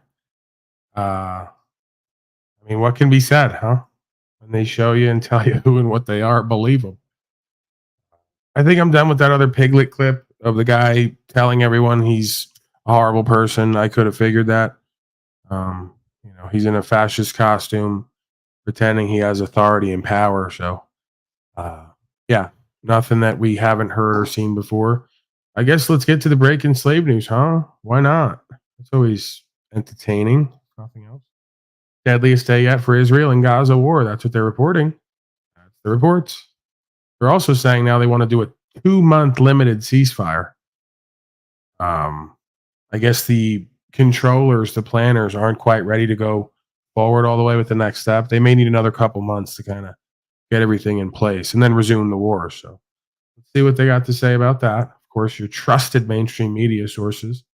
Many of you folks who call me and other sovsits and don't understand legal versus lawful, you're still watching CNBS, MSLSD, Fox Noise, and all the rest. What else is new? Huh? Thank you so much for joining us for CBN Newswatch. I'm Efrem Graham. Ahead today, the deadliest day yet in Israel's war against Hamas in Gaza. Wonder who started all this. 24 Israeli soldiers lose their lives. And those deaths coming amid increasing pressure on Israel to see the hostages set free. Former President Donald Trump looking to make unfaced, unnamed, today in the New Hampshire primary as President dislocated hostages that nobody can verify who they are, where they are. Campaign. Gotta free them. Growing power We're gonna do World War until you free the hostages. And the violence against Christians there. We're going to bring you a first-hand look. All those stories and more ahead today, right here on CBN Newswatch. This is CBN Newswatch. I want to begin this half hour in Israel with the deadliest day for the military since the war began in Gaza, as a total of 24 Israeli soldiers lost their lives. That comes as Israel is facing increasing pressure to end the war and to free the hostages. Even so, Prime Minister Benjamin Netanyahu remains firm in his conviction that Israelis will not stop the fighting until total victory is achieved. Here's Shout out to Clausen, wherever you are. Julie Stahl. Good night, Mr. Clausen, Israel wherever you woke are. up Tuesday to the news of one of the worst I frankly days think that of the war crisis in Gaza. initiation is really 24 soldiers killed, most of And them in it's an very hard for me explosion to see that how the United destroyed States, 2 buildings in the central Gaza Strip, president taking the can lives get us to of war with 21 Iran. reservists. Which leads me to conclude that if, in fact, compromise is not coming, that the traditional way of America gets to war is what would be best for U.S. interests. Some people might think that Mr. Roosevelt wanted to get us into World War II, as David mentioned. You may recall we had to wait for Pearl Harbor. Some people might think Mr. Wilson wanted to get us into World War I. You may recall he had to wait for the Lusitania episode. Some people might think that Mr. Johnson wanted to send troops to Vietnam. You may recall they had to wait for the Gulf of Tonkin episode. We didn't go to war with Spain until the until the Maine exploded. And may I point out that Mr. Lincoln did not feel he could call out the Federal Army until Fort Sumter was attacked, which is why he ordered the commander at Fort Sumter to do exactly that thing which the South Carolinians had said would cause an attack. So if, in fact, the Iranians aren't going to compromise, it would be best if somebody else started the war. One can combine other means of pressure with sanctions. I mentioned that explosion on August 17th. We could step up the pressure. I mean, look, people, Iranian submarines periodically go down. Someday one of them might not come up. Who would know why? We can do a variety of things if we wish to increase the pressure. I'm not advocating that. But I'm just suggesting that this is not a either-or proposition. It's just sanctions has to succeed or other things. We are in the game of using covert means against the Iranians. The solution for sustainable We could get nastier at that. That ensures security not only Right. by military means. So there's Clausen over 10 years ago, Israeli lobbyists saying, we really want to get into a war with Iran. We don't know how we're going to do it. Some folks might say every other president in history has gotten us to all the major wars by either allowing something to happen or making it happen. So again, when they show you and tell you who and what they are, believe them. None of this is an accident. None of this is a coincidence. It's obvious. It's all staged and set up. So you can take that little clip of Clausen. I don't give a fuck what the rest of you all got. Take that little clip of Clausen where he like looks around and he almost can't believe what he's going to say to an open room with cameras on him. Take that back to your mama, your papa, grandmom, all the rest of them in your household and your family, and have them explain it for me and others, right? It'd be very entertaining. I want to know what they think of the top Israeli lobbyists saying, we got to get to war with Iran. Let's sink a fucking submarine. Some folks might say, maybe it goes down, it doesn't come up. Who would know what would happen? We're in the game of covert means against the Iranians. We could get nastier at that. Some folks might say, he kept saying. That's where I picked up the some folks might say. Clausen has taught me and others very well. Thank you, Julian Barbary, for your contribution. He says, for always showing up. Thank you, sir. This is my version of Super Slave Chat because Google and YouTube and the rest of them get nothing any longer because they want to play games with my algorithm and my statistics, and they want to strike channels regularly. They can SMDIP. You know what that stands for, right? It's a family broadcast. Appreciate you and all you do, sir. Jimmy Shively says, thank you, Mr. Shively. Hopefully you're doing well. Faithfully you're doing well, convalescing as it were. Of course, Mr. Shively experiencing some health challenges, but haven't we all, and aren't we all going to, I'm sure. You're pointing there, Penal Power, you're pointing there. Were you pointing at the 6-pointed star of Shaitan, or what was it? I don't know what you're doing, and that's annoying me. That's kind of annoying to me, I gotta tell you. All right, let's move on. Elon Musk plans to revolutionize online pay. So here's your social credit system taking shape. Here's the guy with Alex Jones and all the rest who's going to save you and take you to Mars. He now owns Twitter, apparently, and they renamed it X. And they're introducing digitized payment system as if we didn't know, while they simultaneously short the Bitcoin market and do market manipulation, because Bitcoin just dropped a good 10-20% overnight, and most folks' portfolios now out 20%. So they're going to lose their minds because they got to shake you up and shake you out of the market, and they got to get that price down low so they can rebuy up and get ready for that halving in 3 months. They know how to game you. Right after the ETF, everybody thought it was going to go crazy. No, they accepted the ETF. They ran up the news. They got you all invested. They cut it down 20-30%. They're going to shake a whole bunch of people out, buy back in, and then it's going to double, triple after the halving, barring some black swan event, which they may pull out of their back pocket just in time, because that would just be great, right? And then you have to chalk it up to the game at that point. Okay, let's go to that.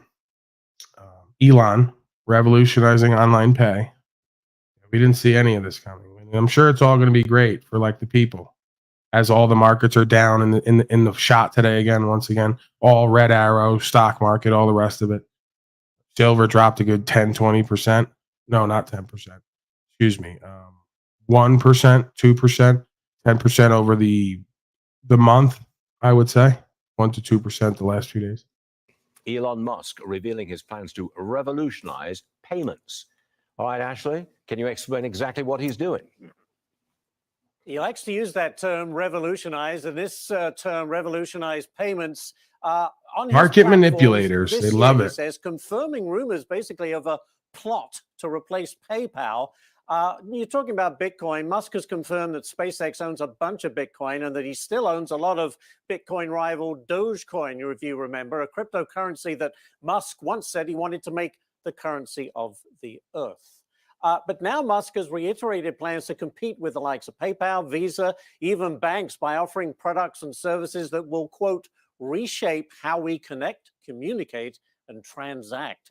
Musk was just granted a money transmitter license. from the Elon, state of I didn't know you Utah last week. cared. That is the 15th U.S. state to okay his company plans to offer payments. It's fascinating, isn't it? No matter what you say, Elon Musk is the king of disruptors, Stu. You should read that book about him. The new Elon. one. It's an Yeah. excellent. Everyone book. It loves details Elon. He is the disruptor in chief and a revolutionary. Elon's our Remarkable hero. book. All right, Ash, Yeah. thanks very Genius. much indeed. Elon's like our genius. He's our hero. He's like well hung. Okay, he's got like new hair. He used to be bald. Now he's got a full head of hair. Fucking man's like magical. He's mysterious. He's miraculous. He's all the things. He's gonna take you to Mars and start a whole new civilization. You ready for that, penile power? You ready to go to Mars? Huh, boy? Yeah. You ready to go with Alex and Andy and Elon? Restart that civilization, huh? What do you look at? That's through the looking glass? Is that how you greet Elon and Andy and Alex? Right. He's putting his hater blockers on, right? That's what that is. I got my hater blockers on. Yeah, they're gonna take you for a ride, huh? Not only to Mars, but your finances, your rights, your freedom, your principles, your spiritual faith. They can take you on a ride of the lifetime. You know, little Baphomet creature. Remember when he popped out at Halloween with the Baphomet creature on his chest? And I mean, I get it, but I don't get it. Because it's like, I know what that sign and symbol stands for. I might want to like Pimpin' Mac and Trigger too. But if you're going to be that guy and step out in faith and actually lead, probably not a good idea to show up at Halloween with the one symbol everyone knows the pogo death cult for, if you want to call it that. I'm using Snafu's lingo. I could have used the other lingo, the other nomenclature, you know, the other P word, right? They're pushing P. So, you know, probably not the best optics, right? Right, Snafu creature. If you're going to be Elon and save the world, probably not the best optics to buy a $4,000 Baphomet costume for Hollywood and go on social media. Probably. I think they're gonna have to get some fucking tractors or something. You see all these France and all these farmers dumping manure on the government buildings and shit, straight up using the sprayers and. Where is that? France, you said? Yeah, like all that, like the thousands of farmers revolting out in Europe and shit. Now they're fucking taking the tractors with manure and straight up spraying the fucking government buildings and shit. Like, it's hilarious. Yeah, well, I mean, showed again, you that one where they're putting big old hell bells or hay bells. I mean, in the freeway, blocking the freeways. You know, no, Hell's Bells was rather appropriate, whether you know it or not. You have a way with words, even when you don't. So Yeah. It's more like Hell's Bells, right? This is the signaling of the times that we're in. These folks have created a hell on earth. So we're sounding the bell, right? For whom the bell tolls. Do I have a feedback now? Am I good? What now? Am I all right now? I had feedback before. Oh, I mean, are you all right? I mean, Spider, I'm you good. all right?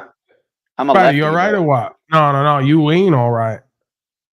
You vacuuming. You don't bring me a drink here.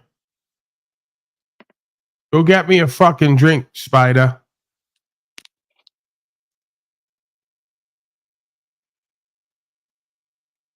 Fucking penile power, man. What am I gonna do with you, bro? What am I gonna do with you? No, but I want to know what you make out of this, right? I might say it a lot, but to me, it's like, what does it mean? To me, I tie it back to Neuralink, but Elon Reeve Musk, right? Keanu Reeves, Christopher Reeves. A Reeve is a copper coil, right? Christopher Reeve was Superman. Elon Reeve Musk, of course, considered a Superman.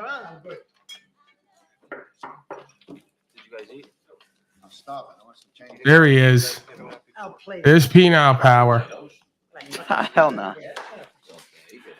Hell no.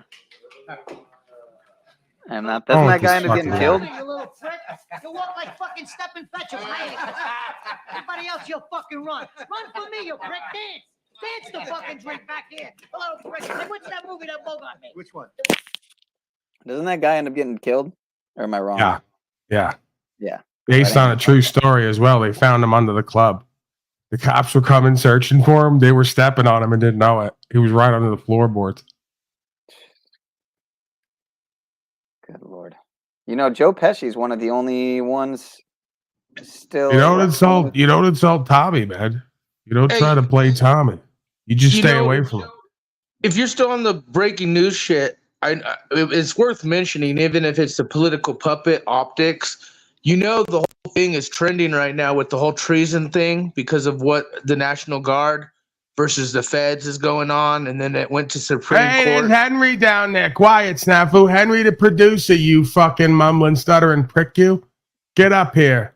Yeah, I knew you would fold with that Laguna I'll make you creature. feel more comfortable. Hold on. Yeah, I knew he'd fold. Henry, you son of a bitch, you. Get up here. We got a party. Billy's coming over. Free drinks for There you go, everybody. Henry. Now you can Drinks feel more on the comfortable. house, Henry. Drinks are on the house, Henry and Billy. I'm trying to Go make ahead, you feel Snafu comfortable, Daddy. creature. Look, Yeah, you'll feel Henry. more comfortable. Go ahead. What were you saying there, creature? He's gonna feel more comfortable. Laguna Fish is here. Oh, yeah? I want to know from Henry, the producer, if her pussy smells. And I know it's a family broadcast, but he was in there. He had firsthand access, and I want to know how good my readings are. Like when I read people, you could say whatever, but we're all adults. We all like have an animal component. You know, we all have a pheromonal component. Go ahead, Henry, the producer. Quiet, Snafu Snaps. Henry, the producer, is here. Jesus, show some fucking respect. I also Henry, want to ask him if please. she had pixelated God, fucking oh bullshit my on. God, you gotta go. You gotta go. Like, you can't do that. You can't do that, and you know better. Henry, was there any odor down there? Just keep it all the way funky with us. We have to know. The people have to know. We suspect there was. How's it going, Paul? We're doing well here, Henry. You know that. We're blessed. We're over here now. I know you're over there. We're over here. Was there an odor down there? Yes or no, sir? When it comes to Laguna creature, people want to know. Keep asking. What do you want to know? Ask me whatever you want. Was there an odor down below with the Laguna creature? I just asked you 3 times. That sounds like something a school child would say. What? That's a yes. In English. Okay, let's move forward. Because see, when it's a no, it's just a no. No, of course not. There's nothing down there. When it's Hey, something Henry. a school child would say, it's you don't want to answer because you know it's a yes. So I figured that was the case. You don't have to answer. I know you're a very classy man, but that's enough for me. That's all I need to hear. Go ahead, Snafu Snaps. Did she have a pixelated bush or was she shaved? With the smell coming out. We know she smells now. See, this is the thing Henry doesn't understand either, is women like that purposely seek out men who they see as weak. I'm not saying he's weak. I'm saying she views him as safe and weak, and that's why it never usually works out. Because he's just a little bit too nice, a little bit too kind, a little too polite, a little bit too classy for his own good, right? This is just what I've learned in my life. Nice guys finish last. So that's why she was always drawn back here to me, because I'm the opposite of all that. I'm like the shadow of that self. I'm like the one mama always warned you about. So, yeah, I mean, you know, you make of that what you will. I've learned enough in my life to see the dynamics for what it is. There's daddy, and then there's everybody else.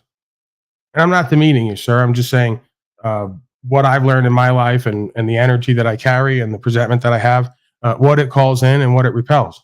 And for what reasons at different times. Are you going to answer my question now, Henry, the producer? You don't actually have to you don't have to answer anyone's questions, obviously, but you don't really have to answer the warthog creature unless you want to. You're open to it. I'll answer ones with merit.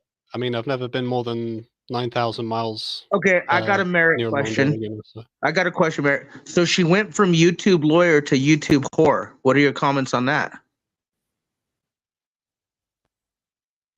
Okay, I'll be as forgiving as I can, trying to understand your question. So she was interested in social media and being famous, and I was interested in making good content on YouTube. So for me, that Fair to meant say, Law and that's Order. fair enough. That meant documentaries. It meant investigating. It meant interviews. Mainly Law and Order, though. That was our good show that we had going. And she just wanted to do social media and get clicks on TikTok. So we parted ways, basically on that basis. Right. I mean, I'm not even going to really dig into the whole. It really never concerned you, right? Like, I never really got any negative energy, or I never really had any issues with you. You know, I never really had any issues with her either. She seemed to have issues with me, the way that I live and what I speak. But yeah, there was so much disingenuous presentment there, just so much like fake hate. with something underneath it. Because, again, every woman, just like every man, spirit and soul cries out for the real, the authentic, the true, the eternal, the strong, the empowered, the inspiring, all the rest of it. And then there's everything else. So it's probably just as well that you parted ways with her, because until she can reconcile to a place where she's her truest and best self, you seem like you're on a different kind of trajectory. Probably more into the creative aspect of the whole thing rather than just wanting to be famous. You're very lucky you didn't produce a fucking child Snafu with that. creature, please don't make me throw you out when I'm talking to someone. This is Henry right now. I'm speaking to him and he's going to answer me back. That's how usually a conversation goes. Henry, your thoughts? The engagement that we had with the Law and Order format was insanely high. So that was like we were just hoovering up subscribers when we did that, and it was just obvious that was the way that we should go. And yeah, maybe she was just allured by destiny and these huge YouTubers and her chance to make a name for herself. Right. Then they become part of someone else's vision. And that's always the way. That's why I haven't been able to work with a lot of other folks, because they get other people in the room in the conversation based on what I'm doing. And they get these grand ideas and ideals about what it's going to be, when most often than not, folks in that position are just looking for their next expose and their next piece of content. And they're going to use you to remix it. So again, she can't get out of her own way. It's probably not your fault. Like you said, she's egoically inclined and motivated, and that's going to get her tricking herself out of her position and power oftentimes, right? Because there's no separation between myself, Lauren, and the rest of us. We're all one self on the highest level. On the lowest level, we have perception and choice. And that's always where the disconnect and the misunderstanding is found. So, you wish them well, be blessed on your journey. You're going to learn at some point. And hey, maybe she has an idea or an understanding the rest of us don't have. I leave it open to be incorrect. But, when you see so many coincidences in this game of conscious and awareness, and you see people show up the way they do consistently, motivated the way they are, you pretty much know where they're going to be and what they're going to get. You see the move. So yeah, fresh and fit, all the rest of it. I got the report because I don't watch these people and keep up on what they do, but I get the reports. Oh, this one's here, this one's there. And you know what they're doing, clout chasing, just like what they were doing here. And yeah, I try to always say to them, authentic conversation at this point rules the nation. That is where your inspiration and empowerment is. Don't get tricked out of position trying to seek clout and today's currency of numbers and attention. Right? Seek to be a better person and serve the public or the audience with something that is informative and or entertaining. Probably your best bet. Your thoughts on any of that, Henry? I agree. Yeah, I think Lauren's beef with you was probably the fact that she did a lot of interviews with the First Amendment auditor community, and she did a lot of interviews with people who had like alternative views of how the world should be run, and she kind of saw you as the one of the bigger fish that she wanted to get for a proper interview. But I don't think because she never got that, I think that was where her frustration lay. Bro, she was a jealous fucking hoe online. If that's the case, hey, leave it alone, bro. You see, you're 20 minutes back or never in the conversation at all, and this is part of the problem. I don't need that energy right now. That's not where we're at in the conversation. So, I don't doubt it was a great source of frustration to her. While she would never admit it, you were behind the scenes, so you would know better than anybody. I didn't need to be behind the scenes because I can read people when they show up, and I can read patterns. You wouldn't show up that often if you weren't intrigued and inspired and frustrated if you didn't get what you wanted. So again, there's a way to come at me and deal with me where everybody can get what they want, better yet, what they need. If you don't wind up getting what you want with me, you're going to get what you need anyway. So yeah, man, I'm open for reconciliation and resolution with anybody. I'm open to create content with anybody, but you got to come correct, and you got to get out of that ego and pride, and you got to stop the manipulation, deception, and the competition. Woman can't compete with man to begin with. It's not what you're here to do. You're here to support man in his endeavors in truth and righteousness. So once we stop the competition, we can begin the co-creation, right? It's the same way in the home. We can't have men and women who meet together on the same ground. They're too busy competing with each other when they're not here for that. We're here to co-create, not compete. That's why you got a lot of men and women hating men and women at this point, the opposite sex, because they think they're here to compete in the marketplace. That's not what we're here for. Figure out who and what you are as a being first and foremost, and then let that translate to the marketplace. Be way better off. Snafu Snaps, you were saying? You know, I'm just saying the optics spoke for herself because Henry, I've never had a problem with you either, but she came after me and crew too. She came after Paul, and all she did, like, again, she was trying to be this lawyer, like acting like she was smart and shit. And then we all saw the transition of just the clout, the money, the whatever. She was jealous. She was jealous of anyone coming up, and she presented herself as a hoe.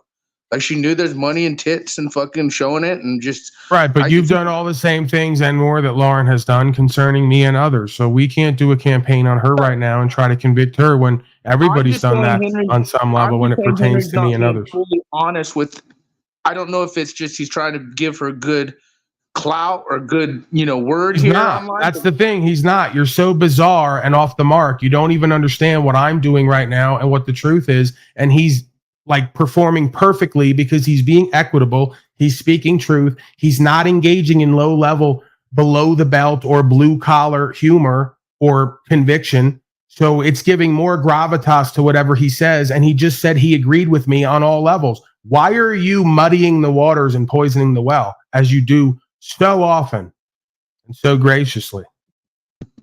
Well, I guess I saw something different than you saw out of Henry when he spoke. No, you felt something different than what I saw because you got your feelers invested in a conversation where the feelers don't belong. We're here for the truth using discernment. It doesn't require feelings. If you want to summon a feeling, try summoning a feeling of objective love and care for this being. Do you want to see Lauren Laguna harm herself? Do you want to see her go on alcohol and drugs? Do you want to see her hoed out and tricked out and turned into more of a Jezebel harlot whore that I called her the first day? Not because she was sucking dick for pay, because it's the energy of the beast system in feminine form. Okay. And she still hasn't to this day understood what the fuck I meant spiritually, conceptually, with conscious and awareness. So do you really care about people? Do you really care about the truth? Are you really going to walk in a Christ-like way and try to bring these people back to themselves if you're able and forgive them for what they know not that they've done to myself and others? Or are you going to be just like them and worse? That's my question for you, Snafu Snaps, day in and day out at this point, because you know better and you can do better and you keep accepting less for yourself and everyone else, including the audience.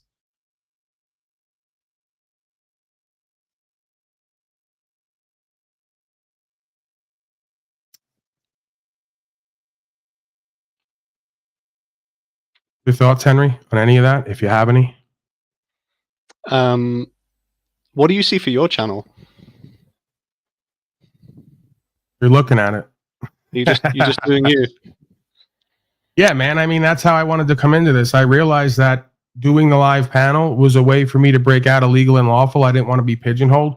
So I figured however long it takes me, I'm going to build up a core audience of people who just check on me to hear my thoughts for the day. Whether it's breaking news, body cam footage, conscious and awareness, men and women, whatever is in my mind and heart for that day, that's what they're going to hear. If they're not into that, well, they can go somewhere else. I didn't want to cultivate an audience that was disingenuous, right?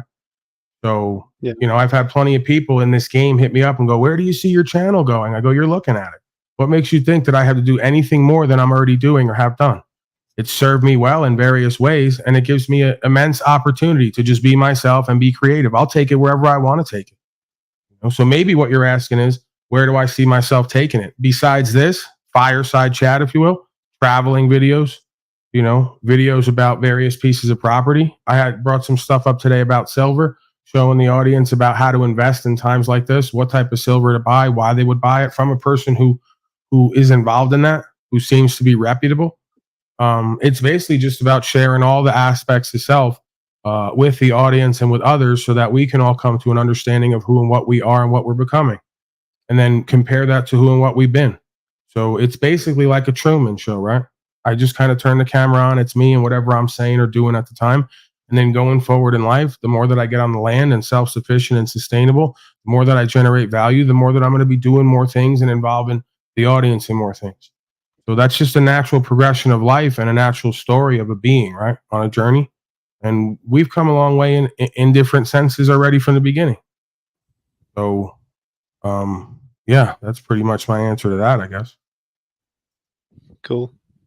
It was weird taking time out of, I mean, there were a lot of things about Lauren creatively that I really vibed with. She's really good at trying new ideas. She's good at brainstorming. She's extremely creative. And I think that part of the relationship worked really well. I'm sure she's going to do something like really cool in the future at some point, whether it's 10 years time working for a news channel, whether it's, I don't know, going to Only North fair Korea trade. or something crazy. She'll do something really cool at some point. Yeah, I mean, I could see that, bro. But, Like when I meet being everybody, away from all that. yeah, we got a little bit of lag there. That's my mistake. But I see potential in everybody, man. You know, and I'm sure that there's great things and potentiality in store for her. But of course, like all of us, she's going to have to rein in aspects of self or understand them more and direct them better. That makes sense. Go ahead. Yeah. But it was interesting being away from the whole world of YouTube for a few months. And then I got back in touch with Talcott a month or so ago and just shot the breeze with him for a while. And, you know, it's interesting to see how people are evolving and trying to grow channels or trying to find their groove. And it was frustrating because with Lauren, we had found like the secret sauce of our channel that we were digging around for 9 months. You know, we had found that show, that format. And then that's when things spiraled out of control. Right. So then this is the deal, right, Henry? You got to know like when to cut bait, so to speak, and you got to know who's meant for what at what time. So you seem, again, very equitable and very sensible, and able to kind of see what could be versus what is, at least after a time. So, dude, I mean, you know, there's what's meant for us, and then there's what we do with it. She was showing up here because I'm sure that if you add me to whatever you're doing, it gets a little bit more interesting, if not better. So in a perfect world, me, you, and her, we'd be doing whatever that Law and Order thing was. I didn't see it, but if you're telling me it's good, well, I hop in there and I get in where I fit in and we make it a little bit better. But we can never do that, what you find with a lot of these people on here, because they can't get their pride and ego and confusion out of the way. They're too caught up, right? They can't just do the content and be creative and then leave it where it's at and then use it as an explorational tool. They get too bent out of shape, too caught up in what they want and expectations. And then when they don't get that, they go to switching up, right? And that's why I say, you know, I do what I do beyond just the content, non-tent, right? This is a self idea in everything I do. So, hey, man, you know, you go get another broad who can hack it, you know, and walk the line. And then we show up every day and we do what we do. You know, there's 1,000 Lauren De Lagunas out there, and there's 999 of them who are willing to do what it takes to be something in this life, to entertain an audience, to have an interesting conversation. And maybe if some value shows up, be thankful and grateful, not selfish and greedy and lustful, right? You know, it's going to be about you as a quote unquote producer getting out of your box and scouting for talent. And I could say the same thing about myself, getting more active in different fields, pulling people from other broadcasts, if that's the case, offering them an opportunity and seeing where it goes. And you got to try shit, bro. It may take 10 of them before you, as you say, hit the secret sauce again. And this time it may be even better if we work in me and another component. I'm about it, man. You know, I'm about it first and foremost in whatever I do. As long as I'm into it and I'm entertained and there's some good information and the folks are getting value, I'm guy number one, bro. I'll work with anybody if they'll work with themselves properly and me.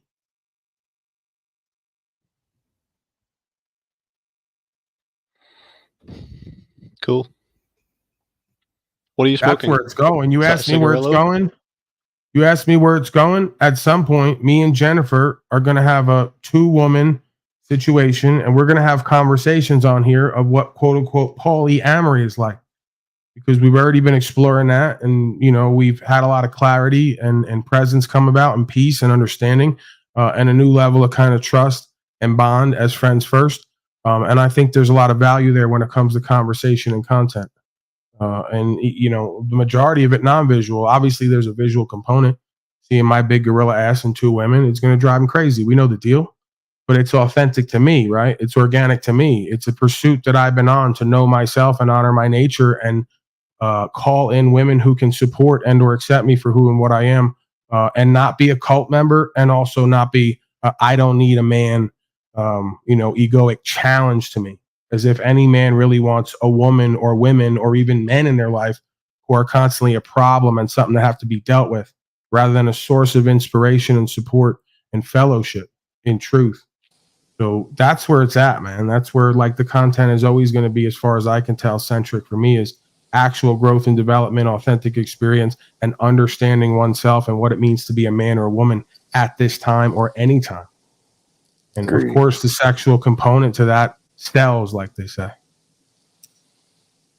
Did you see Melanie Moran's comment? Did he say polyamory, like P-A-U-L-Y?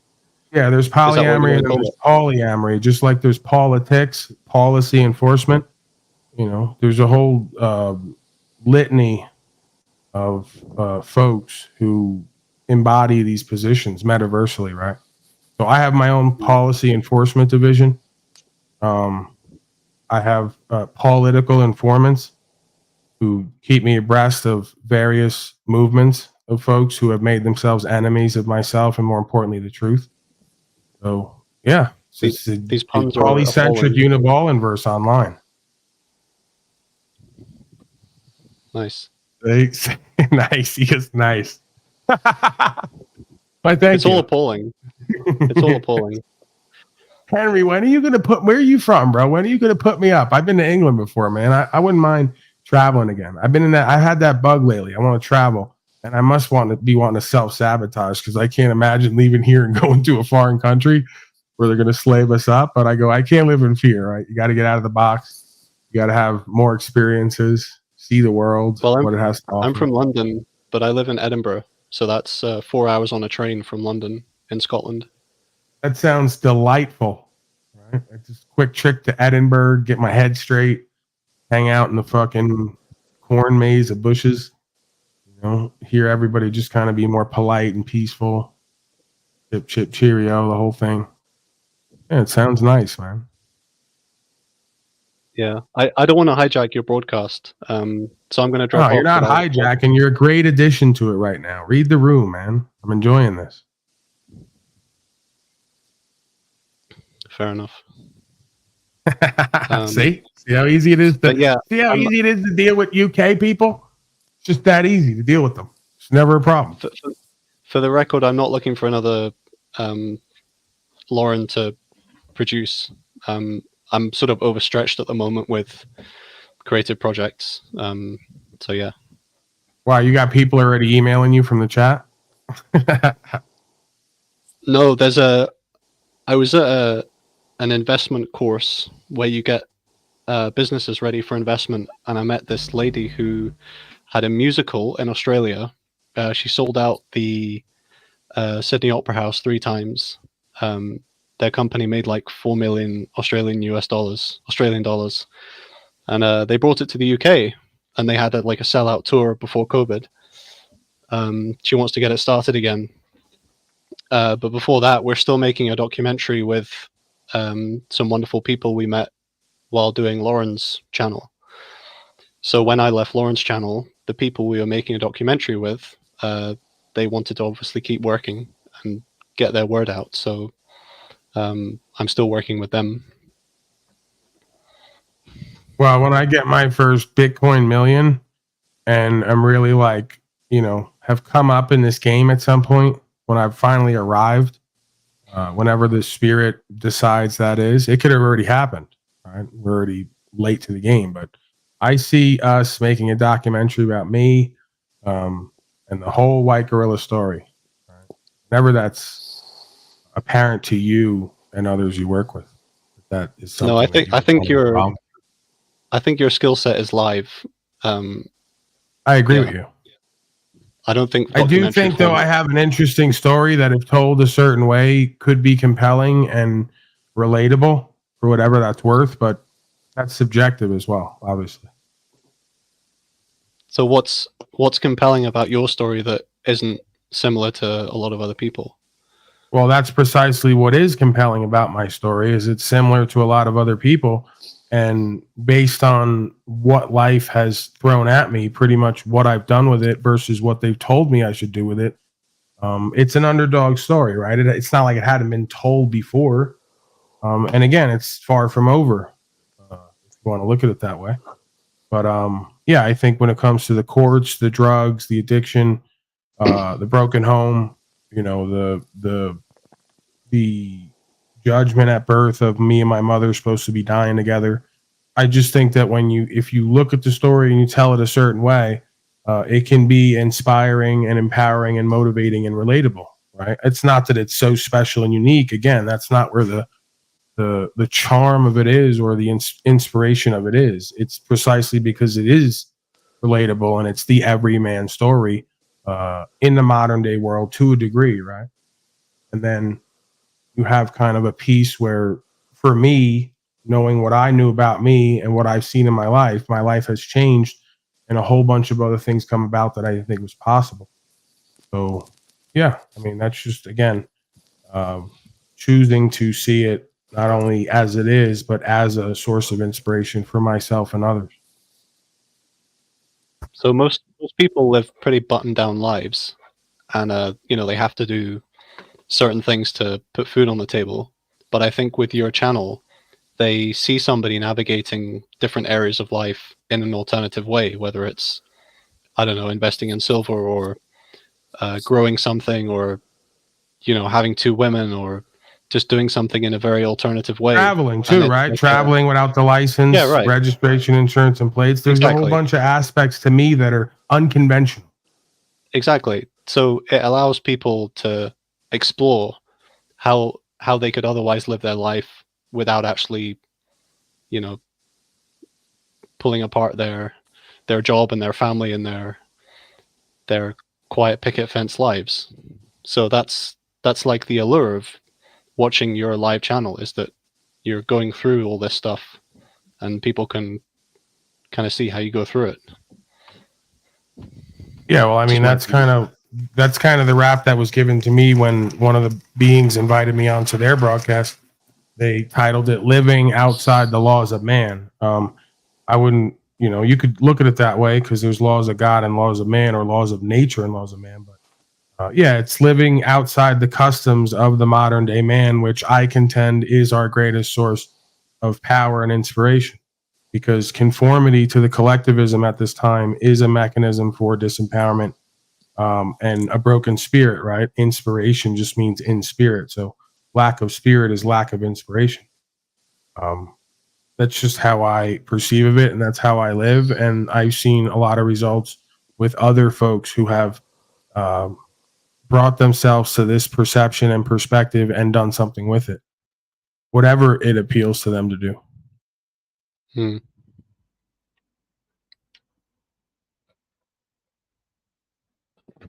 And there's nothing new under the sun, right?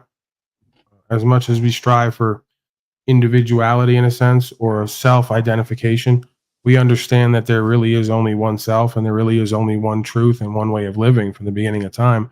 The rest of it is just culturally and societally appropriated, you know, based on the times. But the core understanding and a core way of beingness that does not change is spoken about from the beginning. Nonconformist, right? It's no masters, no slaves. It's self-governance. It's unification with Holy Spirit, using conscience to direct one's vitality, right? So we don't get ourselves and each other in too much trouble. Just enough trouble to make it interesting for those who want to keep everyone safe, right? You mentioned Bitcoin. Is that something you gravitate towards? Well, I think that all life's a gamble. I think all these markets are gambled, and I think all these markets are manipulated. So you're kind of picking the best of a bad lot. And with that said, Bitcoin could very well, I perceive, probably is long term a setup for failure. But I think to the short and midterm, this represents a sea change, and potentially an opportunity for a lot of upside for folks who can become financially more independent using these markets as tools. But yeah, I don't. When you say gravitate toward it, I just became aware of the market, and I became aware that there's a lot of volatility, and with volatility comes upside if you buy in with a bear market and you sell mid bull market. It's just an opportunity to take value and make more value out of it, and basically funnel value out of the hands of a bunch of technocratic slaves and into the hands of folks who want to use it for hard assets on the ground and grow a community. So it's just a tool like anything else. And again, you're making bets. I'd rather bet on Bitcoin going up when it has a habit of going up. Every time there's a halving, it doubles and triples. Well, we got one of those in 2 months. So the chart shows every time we get one of those, it doubles and triples. Number go up. So if you're going to gamble in any one of these markets to turn some value into more value, that's a place to do it. Where does it go long term? Digitized credit system and digital slavery, as far as I can perceive. But hey, we're already in that, right? It's called the US dollar, private Federal Reserve System, printed ad nauseum, backed by nothing. It's AI, artificial intelligence. It's a false overlay. There is no value actually there. So you see it as like a kind of, you don't have that philosophical warmth with Bitcoin that others might. You just see it as like a means to extract value from the network and then use it to buy hard assets. Yeah, I mean, again, the masters taught everybody, in a sense, you really do have to start to look at life as what value are you giving and what value are you getting in some way. Because, yeah, if not, you'll emotionally invest, and that will be detrimental. So, yeah, I don't put my feelers into it. I don't get my feelers involved. I don't look at Bitcoin or politics or anything else other than a system, a tool, or a mechanism. And then it's about what you do with that and what's the end result. So, yeah, I have no emotional investment in Bitcoin or really anything else in that way. I don't think that it benefits one, too. The facts of the matter are either clear or they're not. If they're pretty clear, then you're taking a calculated risk. And that's pretty much anybody who wants to be successful or financially free or independent, whether it's turning on a camera and talking or gambling in a market. You got to take calculated risks to get somewhere else than where you've been. So that's all it is. Just a tool, like you said, to extract value out of a market full of technocratic dunces who think that technology is going to save them from themselves. I think they're deceived. I think that value would be way better off put back on the land, developing communities from the ground up and developing lifestyles and way of living that are beneficial to self and others. But hey, that's just me. Can I challenge you a bit on that? Absolutely. So, the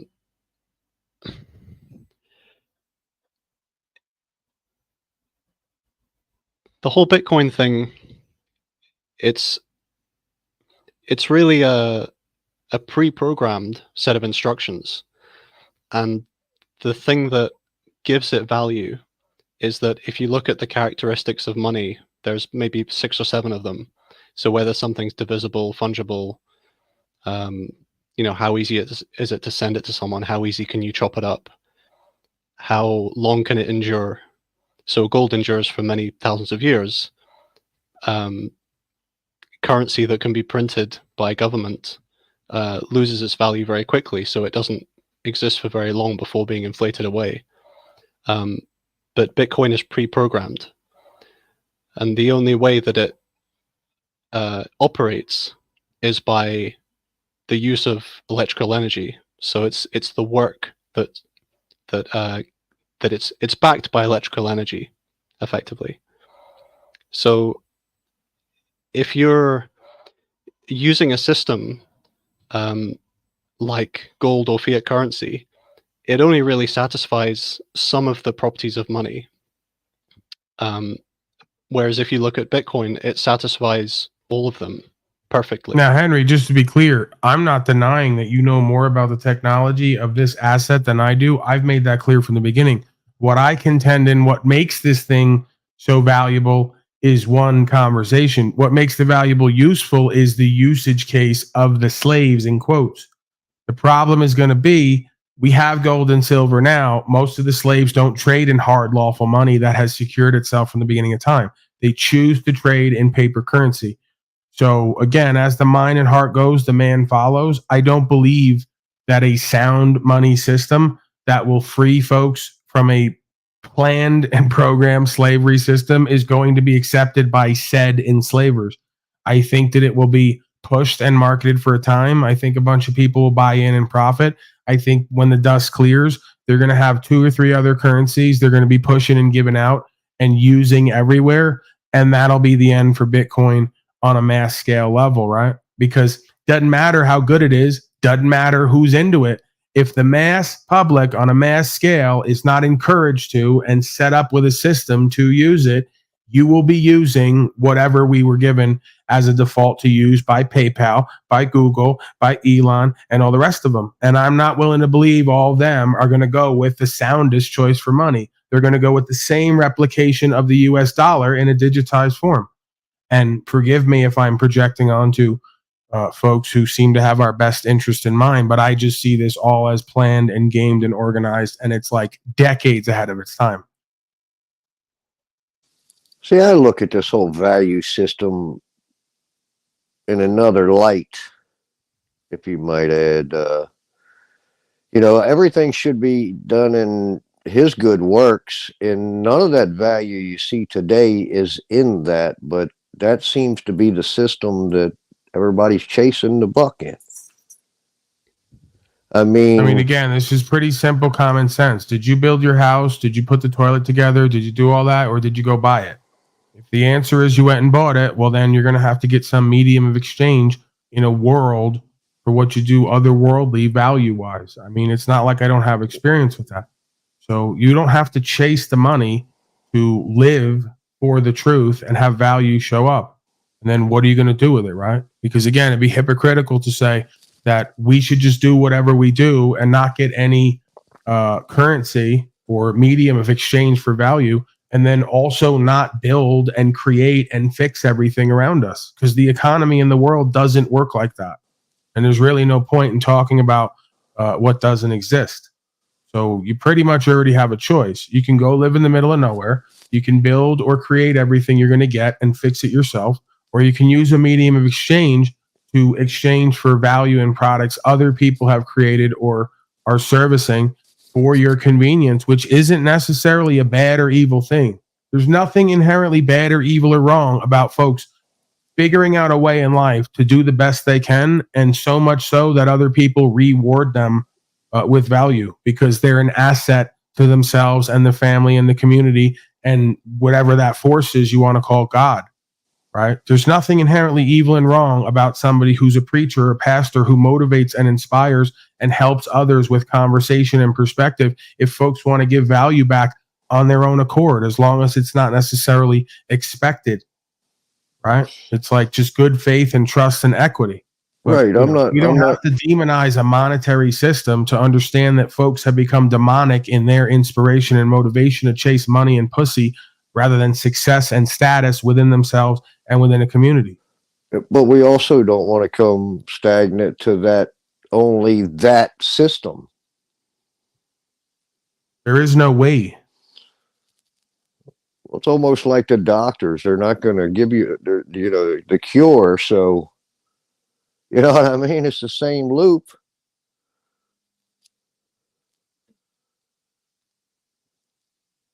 I mean, I've just taken a road to go all the way back to where I've learned from my mistakes and held certain things valuable to my heart and where I'm at now, and changed and started going forward in a whole nother light, with respect and honor, which is what builds all this trust that the world needs.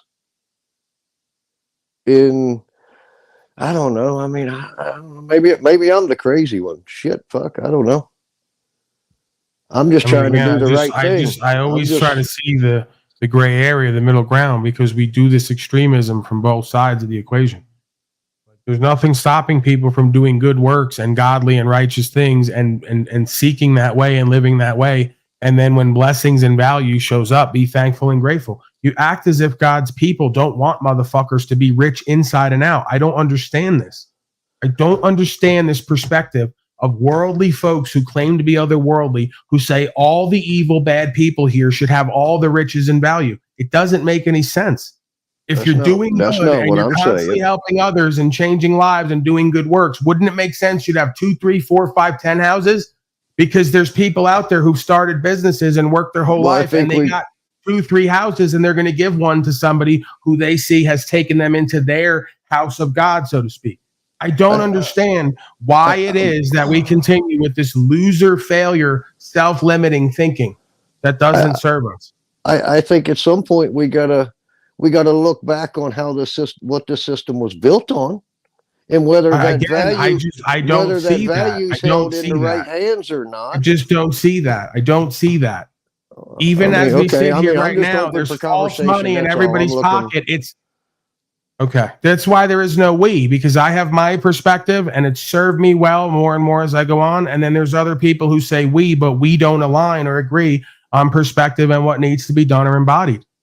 I just don't, I don't know what else to say to that. How could there be a we when we can't achieve an understanding of good and evil or go beyond it in order to reconcile what is? Well, right, but It's a feeling-based argument. Right, but whose description Are you of using money this month, sir? What we call money? Are you using the fucking fiat debt notes? Well, of course, Paul. I think you're Okay, so missing my point. so then why are we possibly. talking about something other than what is?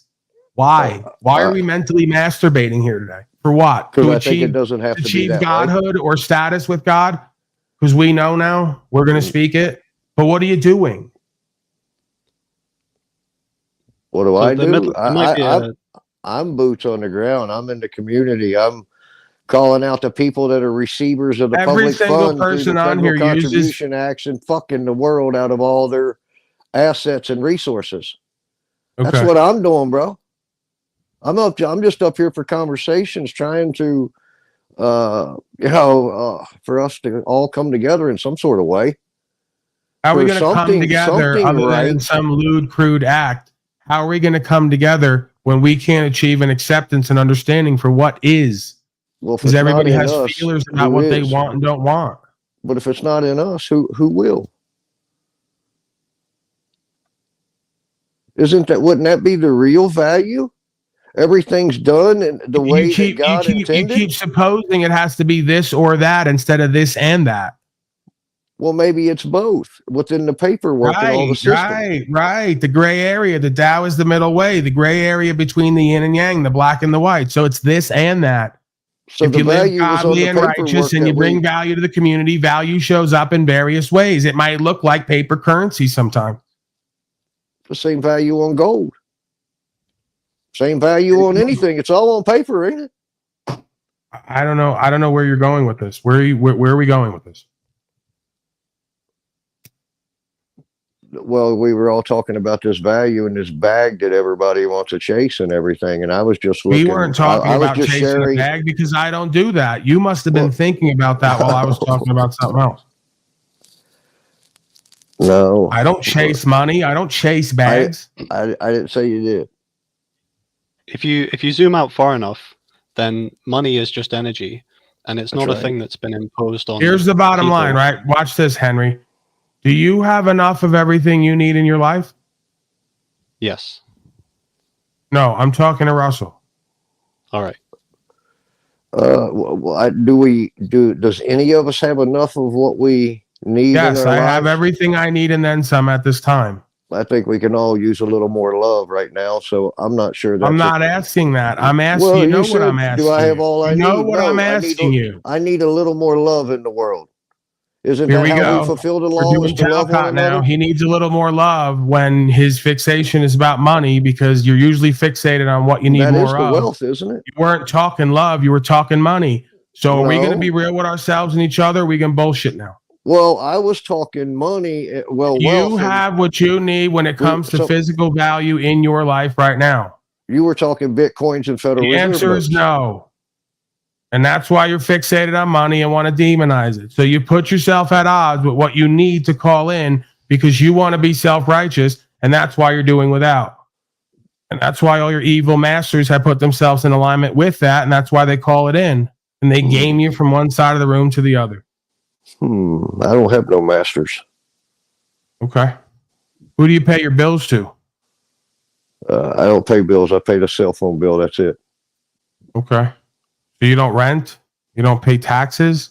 How do you live? Where do you live? I had a job there. I run my own. Paul, don't you remember, brother? No, I don't. If I remembered, I wouldn't be asking. They deemed Can I me ask where you non-essential live? back Who in do you live with? Can I COVID-19. ask where you live? Who do you live with?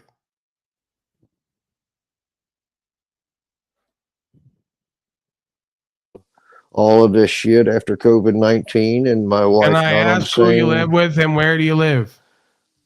Well, I don't need to. I'm a You very don't private need to. So individual. you're not going to be honest and authentic with me I'm because you're on. ashamed of your living I'm on situation. Kentucky. It's like one for one with everyone. I got to do analysis. I got to do I'm with reveal. family. I got to do therapist. I got to do counselor. I got to do financial advisor, but this isn't financial advice. And then I have to do administrator at court. And then I have to do. No, It's we just don't need to do no amazing. administrator at court It's here because amazing I'm and not. fascinating how they think that I can't see and read.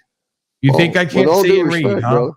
With all due It's respect. not about that. I don't need. It's not Maybe- about respecting me. It's about respecting the truth, and you're not willing to do that. Well, I think right Hello? now I've been Hello? respectful when you I'm haven't been done with it. respectful I'm to done me with to the give me bullshit. a chance It's to. merry-go-round with everybody for the same All right. reasons that they don't All want to right, look bro. at when I All speak about it. I'm the asshole. I'm All done. right. How are you, Rodney? Hello, Paul. How are you doing? I'm blessed, sir. I'm coming in a little better this time. Potentially, we have to long game it, see where it goes. Right on, right on. Yeah, I just had a quick question. Go ahead, sir. The skeleton, our skeletons. There's male and female skeletons in the humans, right? Just two? Pretty sure, right? Okay. And we got And- Steve Martin here now as well, and I want to address him at some point. Good to see him back. Continue.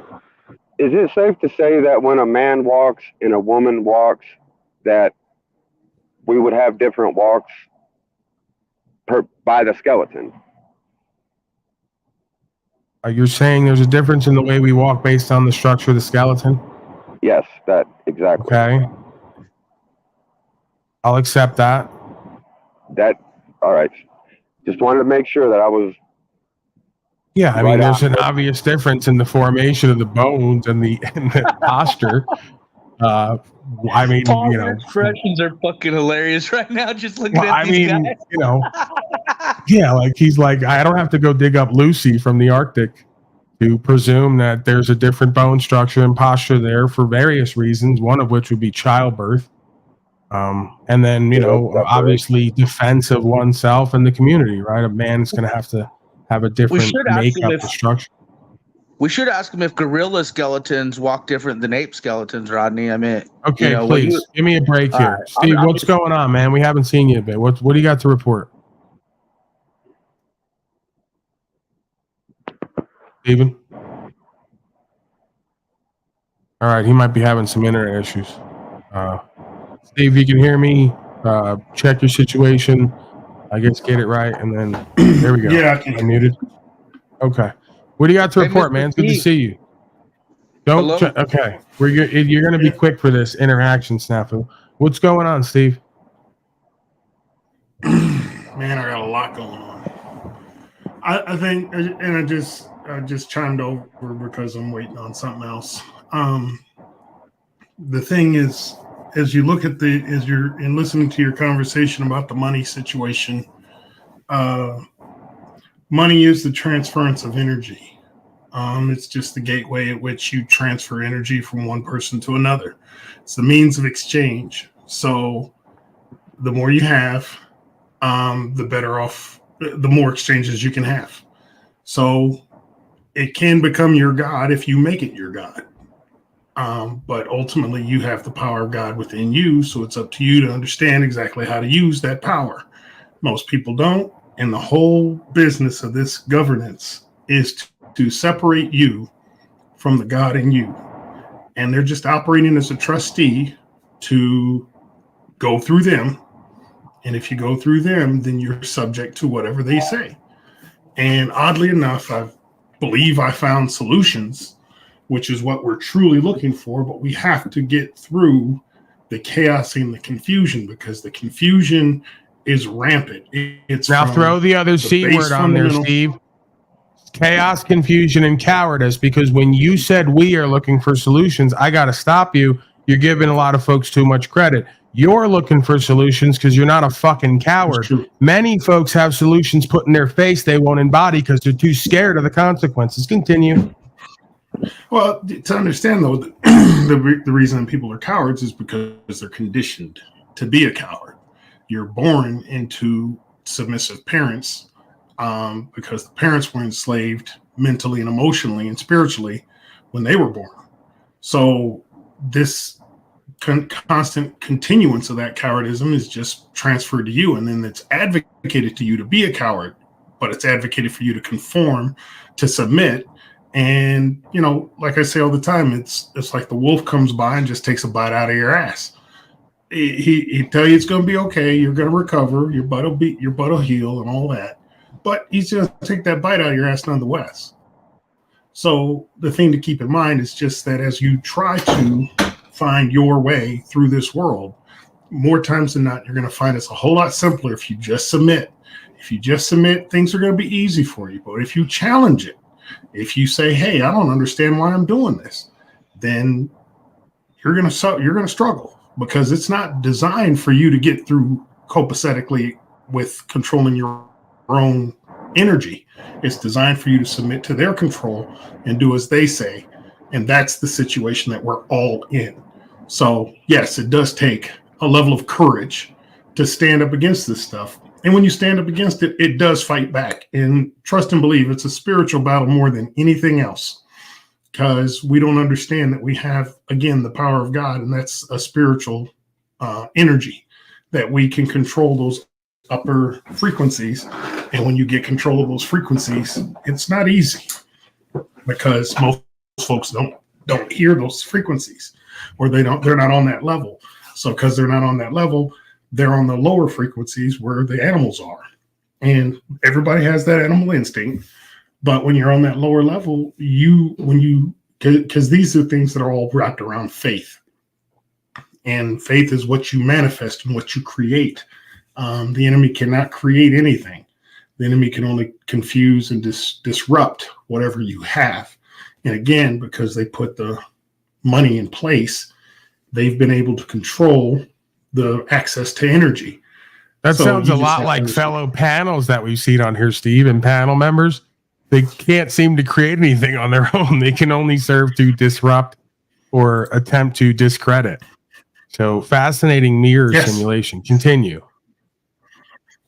So when you speak of people who just disrupted, everybody's got a purpose, and some purposes are grand and some are minor. But even with the minor purpose, that minor purpose at the right time is everything.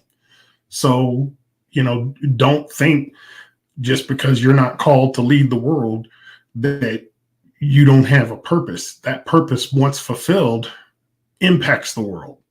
So everybody has to begin to understand who they are and what power they have, and start evoking that power and putting it into action. Again, Steve, what are your thoughts on that symbol behind us? I'm curious, just for my own personal interaction with you. What are your thoughts on the Ouroboros? What does it mean to you? What does it call out in you? What does it represent, and how do you deal with it, if at all, if any of that even applies? I'm curious as to, I want to look it up because I think it's pretty fascinating. It's Alpha Omega to me, the never-ending loop of life, in that life constantly, it's infinity. So energy is infinite. And to me, that symbol of the dragon chasing the tail, and to me, that's evil always chasing itself. So it never ends. But I believe the better symbol is the yin and the yang, because that's the exact symbol of life. This is a symbol of, I'm not sure. I want to research it, but just looking at it on the surface, it's evil chasing itself. That's how I see it. Yeah. What does it mean? I mean, I guess I could argue it's just, as you put it, I don't necessarily down the lower aspects of self. I just think the higher aspects of self have to guide, if that makes sense. It has to all work together. But I kind of view that as the lower kind of reptilian nature or the worldly self just kind of incarnating in this realm and chasing something that can never quite be acquired or attained. You know, you see a lot of these folks seemingly doing this at Hollywood, Chasing the incarnating here in a dragon. body. Yeah, you could look at it that way. I'm sure it's no coincidence chasing the dragon. I want to ask a I think it's- question real quick, Steve, if I may. So, I'm into that whole New World Order, subliminal messaging, blah, blah. And we talked about NFL being rigged, not rigged, blah, blah. What do you think about them, not only in the algorithms now, but like they're actually slipping up on news sites and predict, like straight up saying that the Super Bowl will be San Francisco and the Ravens, and they're pushing merch, they're pushing the algorithms for that. That's the prediction, at least in AI, mainstream media, blah, blah, blah, blah. Now, we've talked about that before. Have you heard anything? Just be real. No, I tell people all the time. I mean, I don't doubt that they can rig it with the refs, but to simulate the 22 men San doing Francisco what they do, and I think Ravens that's is what we're next to witnessing impossible. subliminal messaging on. I get it. I but guess we'll find to out. me, yeah, we'll find out. My biggest thing is that the main thing is to just manipulate the people for betting, because if they're subliminally putting it out there that it's going to be the Ravens and the Niners, to me that's just Vegas, because Vegas wants and to it's not. make sure. We're talking about subliminally, like in news and stuff, articles like they've done before. But Yeah. we've seen NFL games in the past, certain scores match up to the whole gematria shit. I won't go into it. I just was curious about your thoughts on it. The subliminal messaging, New No, World that's- Order. We went over the Nike thing. San Francisco and Ravens. They're pushing a lot of money into that game happening. Just wanted to know your thoughts. But And I'm saying I think it's that's Vegas pushing a narrative that they want for gambling, because if they can push a narrative and then that's not the outcome, they win. Because If you're going to go this route, really spice it up. Steve, you ever been to a P. Diddy party? Because Cat Williams has been talking about those lately. Yeah, And I want to know if they... Snafu, please, shut up. I'm taking over. Snafu, shut up. You had your chance. You got a famous football star here, and you dropped the ball, pun intended. So never been to any of those parties. No, I have never been to them. And never invited you? They know who to invite, the not. They closest go, I don't came to invite this anything Steve guy. He ain't going to let P. Diddy pop him. Don't invite him. There's no point. He's already doing legal lawful. He ain't going for it. the question is, how many of your friends got popped by P. Diddy during that time? Did they come back and You tell see- you, like, damn, my booty's sore from that party last night? Fucking vanished the hell of the party. One of the running backs. I was with P. Diddy last night. I can't run the play. He's laughing. You hear that laugh? That means yes, he ain't going to talk about it. No, I was in New York for one season. That was 2001. That was 9/11. I got invited to 2 parties. I went to one, but that party was there was no superstars there. And the other one was a wine tasting party, which I don't even like wine, so I didn't go to that one. So that was it. I've never now I've seen a lot of the stars out. Booty popping Diddy or anything? Wearing his fucking Wheezies? Nope. Like, because OTW got some Wheezy shit going That's on the now. thing, Snafu. I keep trying to tell you, Steve's one of the real ones. He's kind of like a regular guy. A lot like how they tell me I'm an E-list YouTube celebrity. I go, the reason me and him are in the same room because we're like a real person, a real guy. So he's not looking to be out with P. Diddy getting booty popped, and he's probably not paying attention to whoever else is doing that. He's probably just looking to succeed. At that time, he was still on his way up. He was not who he is now. He was still on his way up in 2001. So I didn't know him, never met him, never hung out with him. The closest I got. But I'm sure it's always been going on is the point that he's making is in those circles, those things go on for whatever reason, and there's a lot of power plays, and he's really into the juicy stuff, right? Yeah, I mean, okay, you could Mr. get in that Contracted life. Nike, just deny it all, and we can move forward. I don't. All right, please. Look, I don't. You make it sound like I'm still with them. I haven't gotten Nike gear in about 15, 20 years. So no, I don't get it like that no more. It's Wait, you were wearing a trust me Nike when I shirt tell last you. month. Okay, you're done, Snafu. You Yeah. can't handle it. You dropped the ball again. Nike, so I got a lot of shit from Nike, so I wear it. So it's just what it is. So Right, we went over this. You get a contract, you're gonna wear the shit they give you. So it's just what it is.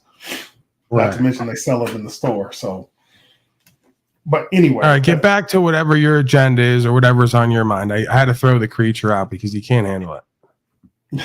well, just speaking of the transference of energy, and then now understanding with all the stuff I've been doing the last few weeks, and when I say I've been attacked by this whole process, it's been unrelenting.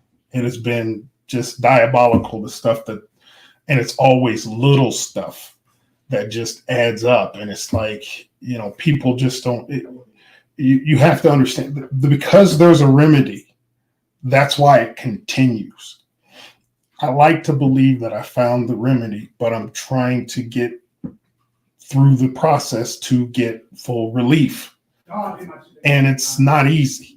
But the biggest thing is people have to awaken to their own God person. You have to wake up. You have to, not yet. We're supposed to have a meeting on it tomorrow morning, by the way, about my website. But as you start to wake up, it's not just woke, it's awake. It's getting clear understanding that the power comes from you, not from somewhere else.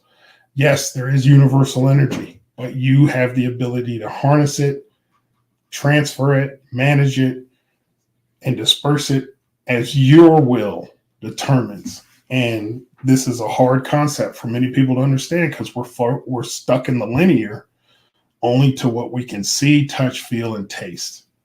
When you actually understand the greatest power we have is the power to manifest. We can create what we want in our lives through faith. This is a concept that has been driven from us. You think you're just Wait, so that's not New World Order, like globalism, Klaus Schwab, that you could live in truth and faith and somehow there will be provisions. God in quotes will provide for That's its exactly people. what I'm saying. Yes, Wow. that's exactly what I'm saying. But it ain't easy. I'm not gonna say because of where we are is why it's not easy. If we were born into this realm of understanding and this level of clairvoyancy, we can move into it because we would learn how to do it as we grow. But we don't. We're cut off from it immediately, and then nobody stimulates or presses for that growth. You have to do it for yourself. But as long as the option's out there, they're supposed to let you have it. And literally, I got my free Danny case. I'm waiting to see, are they going to actually let it go through? Because they've done everything wrong in the case. And at this point, they just keep doing wrong. And it's like, okay, you don't have anything left, so you got to let them go. But I just want to emphasize on your point of that you have to accept money is essential, just like air. It's right up there next to it. You need it. Now, how you use it is up to you. You can use it as a weapon, or you can use it as an asset, or a combination of the two. You just have to determine what it is in your life and how you're going to use it. If you want to use it to oppress somebody below you, well, you're doing exactly what the system's doing to us. It's oppressing and controlling us with it. If you use it as the light to transfer others from their despair into a better life or a better existence, it's up to them because they have the power to choose too. So what I'm seeing is that God gives you the two greatest gifts, the gift of free will and the power to choose. And it's up to you on how you use it.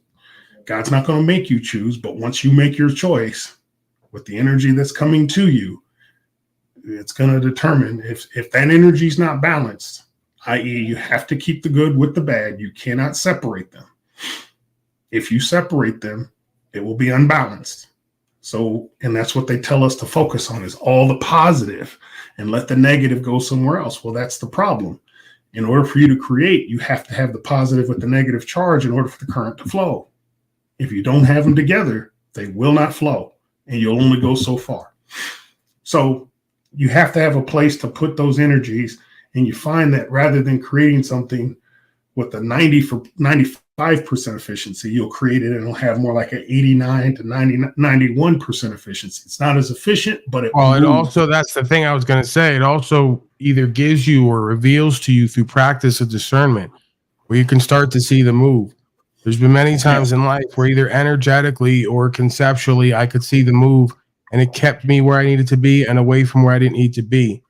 So I think that's a key component. Yeah. So money, again, it's the necessary evil. It can be evil. It can be good. It has both. It has the duality, which is why it's the means of exchange. Because understand, we're just moving current. We're moving the energy of the universe. And how you move it is entirely up to you. You have the power to choose. Do you want to push it out negative? Do you want to push it out positive? Or you can remain neutral. It's up to you. But the intention does matter and the results matter. Yes. So been saying this to a lot of folks and kind of just using football. And the manifestation I'm speaking of, in order for me to beat the guy across from me, I have to have a vision of how I'm going to do it. I have to visualize me getting around him or getting underneath inside to make a play. And if I don't visualize that, it won't happen. Or if he's got more connectivity to his energy, to the power that's coming around him, if he's got a better understanding of that, he's going to beat me. And it's every single play. You have to do it every single time. You have to manifest what you think you're going to do and what you can do versus who you're going against. And then you have to go at it with the energy that's in you, in addition to the energy that you projected. And that's what we have to do as people with all that we do. We have to visualize what we're going to do, have a plan on how to do it, train and perform, pushing that energy to whatever we're trying to accomplish, and then make it happen. And it's the unrelenting determination to push that energy out into the universe and make it exist, because it won't exist until you make it happen. But you have to accept the truth. So this is where I think it comes into what the big problem is I actually think the opposite of vision is narcissism. And with the narcissism is when you grab onto a fantasy. So as I was saying before, the athlete looks at, okay, I can beat this person because I'm me. The narcissist says, I'm Michael Jordan. I'm Michael Jordan, and there's no stopping me. So I grabbed a fantasy because I didn't do any of the stuff that Michael did. I don't have any of his talents. I don't have any of those abilities. But if I just say I'm Michael Jordan, then I get frustrated at the universe because, hey, why did that ball not go in the hole like I wanted it to go? Well, I just spoke on that yesterday, Steve. The difference between imitation versus an imposter. Imitation is the greatest form of flattery. That's when you attempt to acquire what you admire and be like the person who you look up to. And then there's an imposter where you claim to be that and you don't have any of the attributes or the results. Keep going. Perfect synchronicity. Exactly the point. Because again, if I'm sitting there saying I'm Michael Jordan and I'm frustrated because none of the things that I thought were going to do, the layup didn't go like I went, the crossover didn't work like I wanted it to, he didn't fall down like I thought he was going to fall down. Because if all those things, what happens? I start blaming the universe. I start blaming everything around me. Oh, it's your fault, Pippen. You didn't catch the ball fast enough. Well, you didn't throw it like Mike did.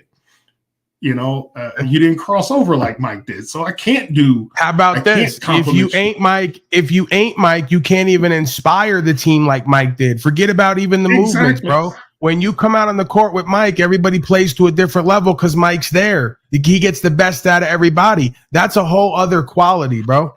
That's otherworldly. That's not about even the physicality of it. that's his frequency, and his frequency, whatever that level is, whatever uniqueness he has, whatever talent he has, he brings it to the table. But we get caught all the time as people, and this is where I think the cancer is in society, is the narcissist has been empowered to be in power.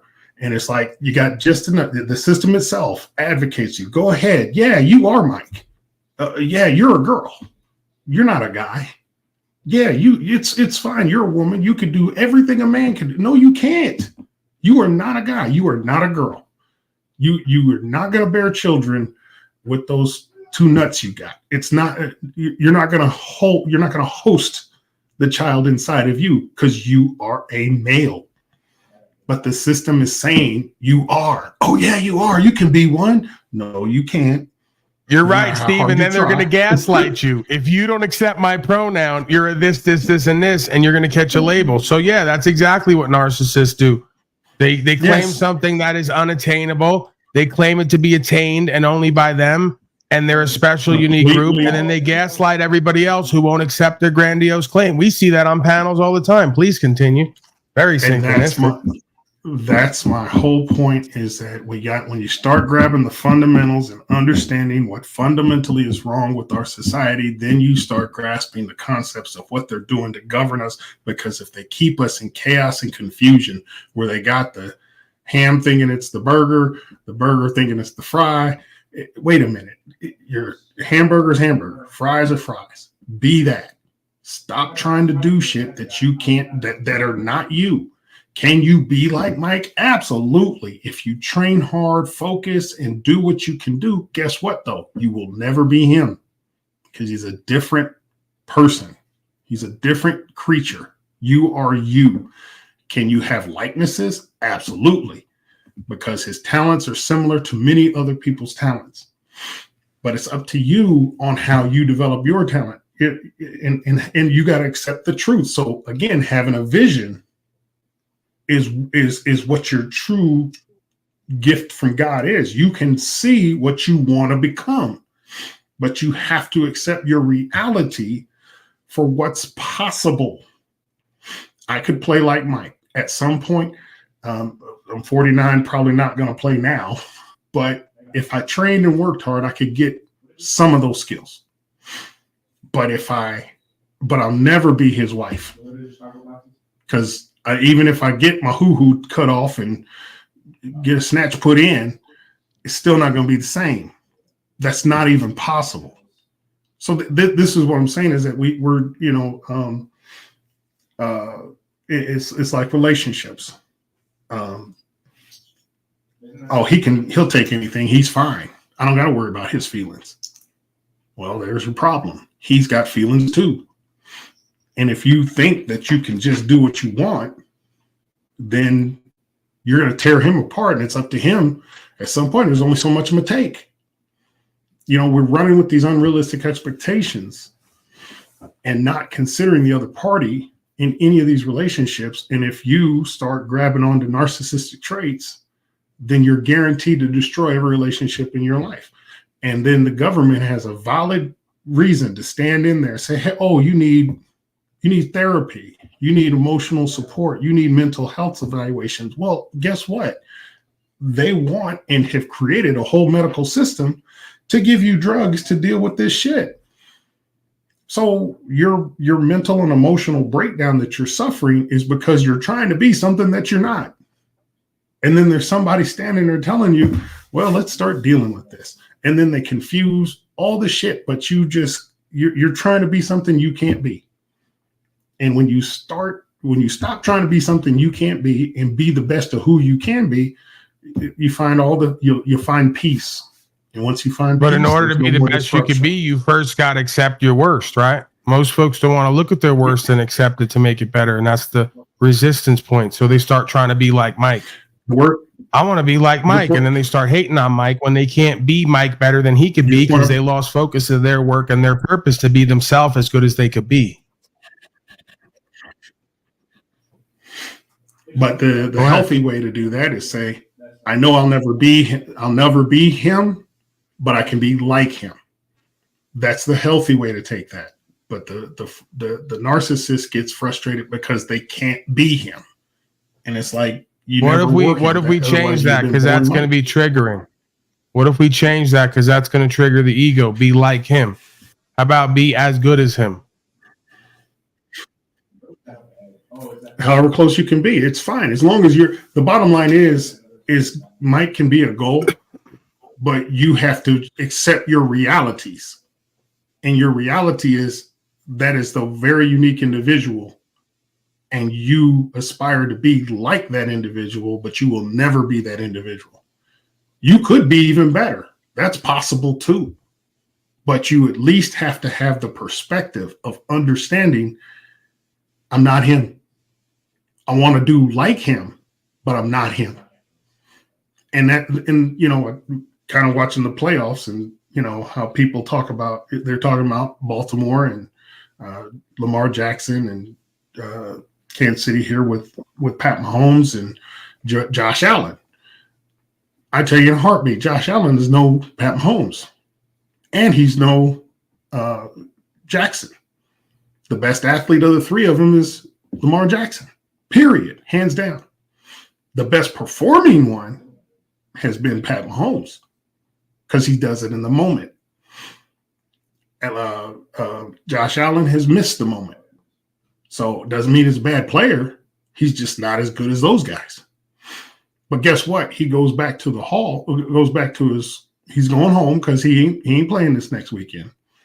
And he's going to be working his ass off because he wants to be like those guys, if not better.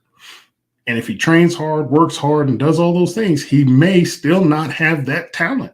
That's very, very possible. But he's going to go out with what the talents he does have and perform to the best of his ability, which, again, is just the sad part of everybody ain't cut the same. Everybody don't do the same thing. You do you.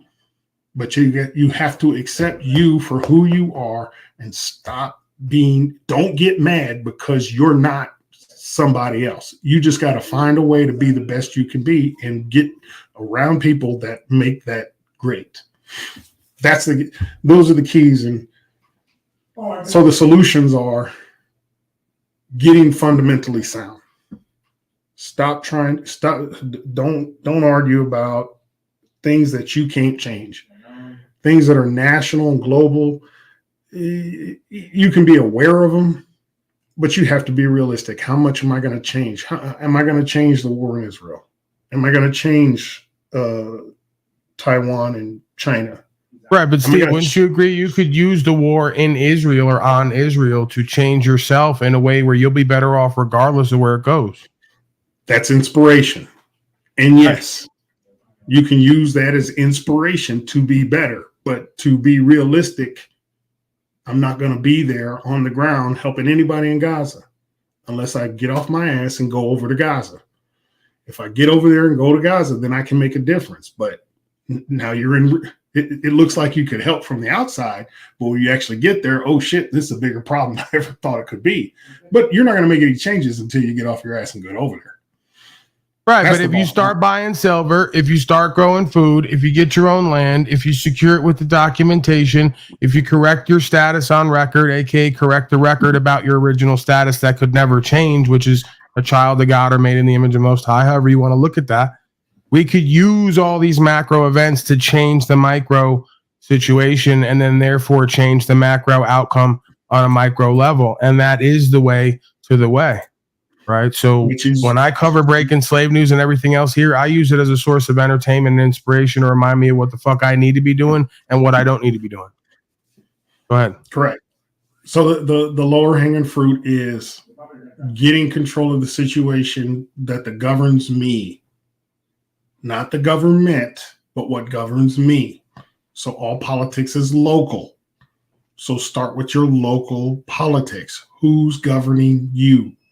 That's who's controlling your name, who's controlling your likeness, who's controlling your image, and get control of that. Because once you get control of you, now you can start to inspire change in others, which is exactly what I'm doing. I've got pretty good control of me for the most part. The problem is the system just ain't letting it happen. And so I'm trying to break through the barrier to get full control of me so no one else can control me. Once I got that, now I can open the door for saying, okay, folks, this is how you do it. This is how you get control of you. Now, when you get control of you, guess what? You control your economics. Now I control my economics. The very thing you're saying, I can buy 10 houses. And I may live in one and then have the others for family and friends. I don't know.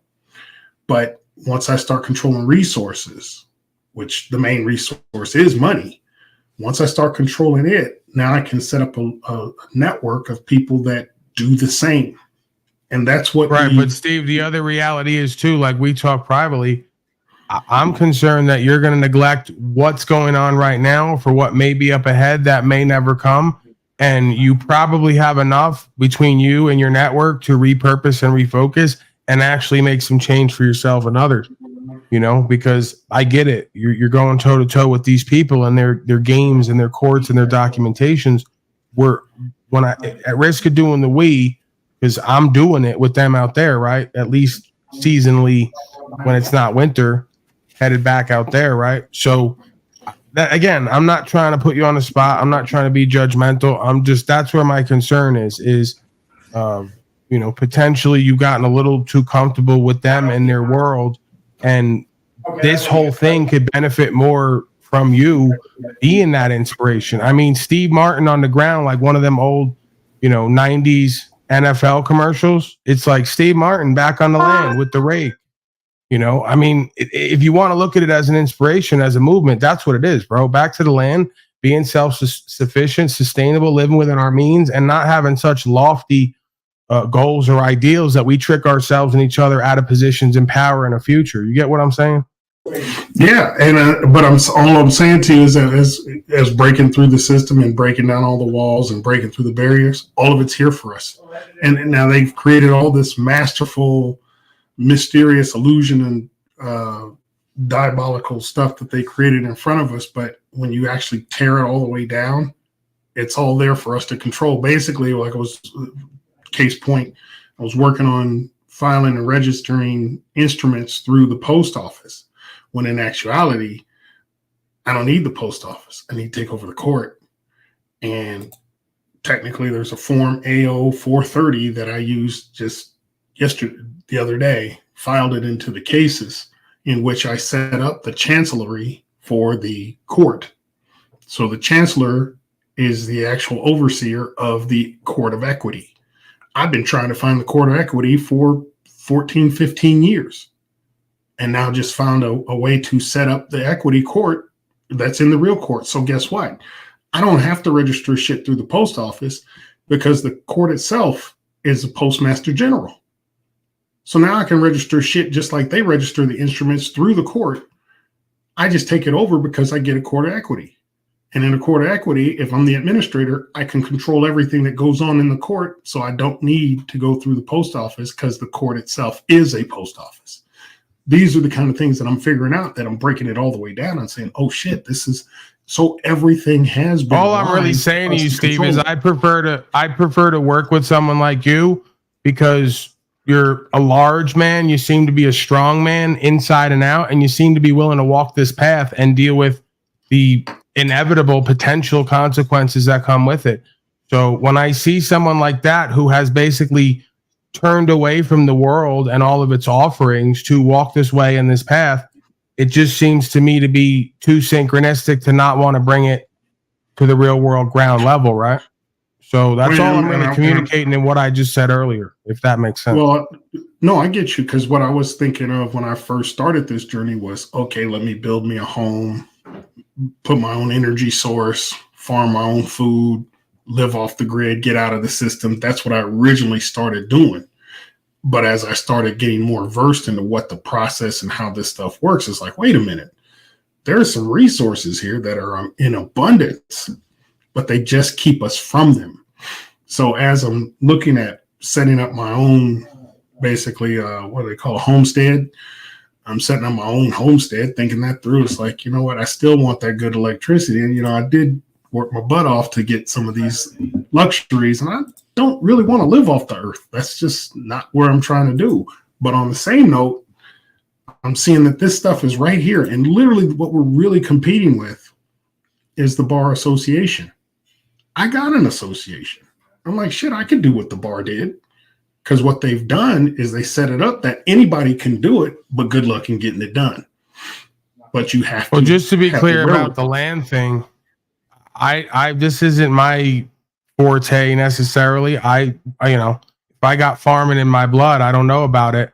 It wasn't what I wanted to do either. It's what I've come to realize is going to need to be done. When I look at the macro situation, again, this is my subjective determination I've come to, that if I do not figure out how to grow my own food and live off the land, I'm going to regret it at some point in the near future. That's been an intuition of mine for a long time, and it's been a macro calculation of mine as far as where this is all going, beast system simulation style, right? We've been here before, bro. They did this all before. Great Depression, Depression Gardens, people not eating out in the streets. I'm not going to be sitting there holding on to fucking luxuries when I got nothing to eat. That would be foolishness, and that would be a product of the deceiver and the worldly way.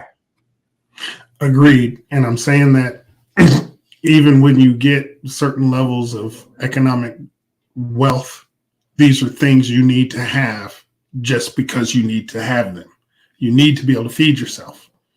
I think that's a paramount. So yes, regardless of how much money you get or have, find a way to feed yourself, or at least grow enough crop. So, if I don't have any animals, then I just raise or have herbs and spices that I can then sell.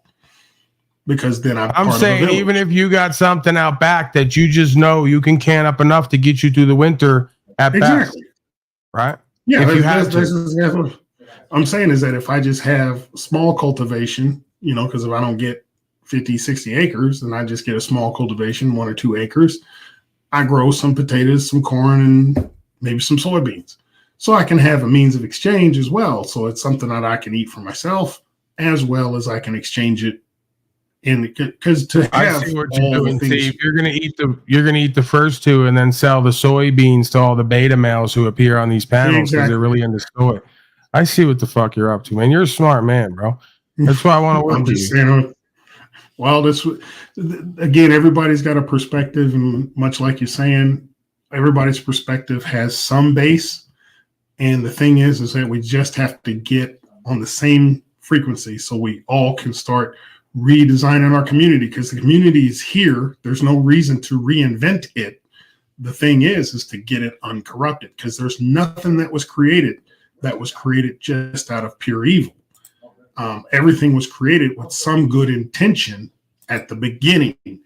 At some point, it's been weaponized. So I say that to say the education system is a good system, but it's been weaponized. The healthcare system is a good system, but it's been weaponized. The transportation system is a good system, but it's been weaponized. You're starting to sound a lot more like Snafu Snaps. Well, he's got bases. Everybody's got a base. If you de-weaponize the things and let it just be for the original intention, then success can truly happen. That's why the society is as great as it is. But it's just utilized to service just that 1%, and they weaponize it just enough so that they can do what they want. But again, like I said, the wolf can come by, take a bite out of your ass, and say, here's a Band-Aid, here's some tape, here's some stuff to make it feel okay. But, because it's not trying to eat you all at once. It wants you still to go work and generate what you can for the system. So that's my soapboxing. Not everything I've worked on, but that's kind of what I bring to the table as of this point.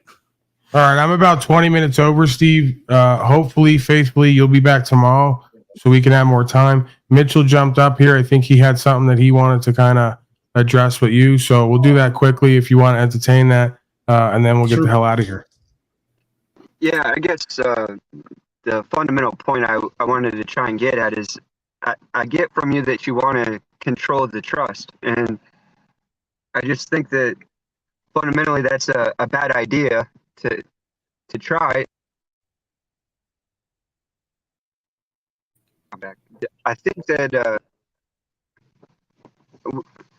I don't know how to say this simply. Sorry, but I didn't think it through. But I was going to try and pick at you a little bit, one point at a time. But essentially, I think that if we learn to utilize the trust, because he who creates controls, you probably know that, and so That it's their device is terrible. I know you didn't create that device, but you got to control it better or get a better one, because we've done this way too many times to do this with the great Steve Martin co-starring with the God of all media. It's been, I want to hear you. I appreciate your commentary, but the crackling consistently is maddening at this point. Yeah, well, I could throw in my Bluetooth, see if that helps. Try it out, man. Well, I could address the first point, which you're saying about controlling the trust. Is yes, it's dangerous. Anytime you're going against people who seek power, it's dangerous as hell. You could get really fucked up doing it. Trust me, I already have been.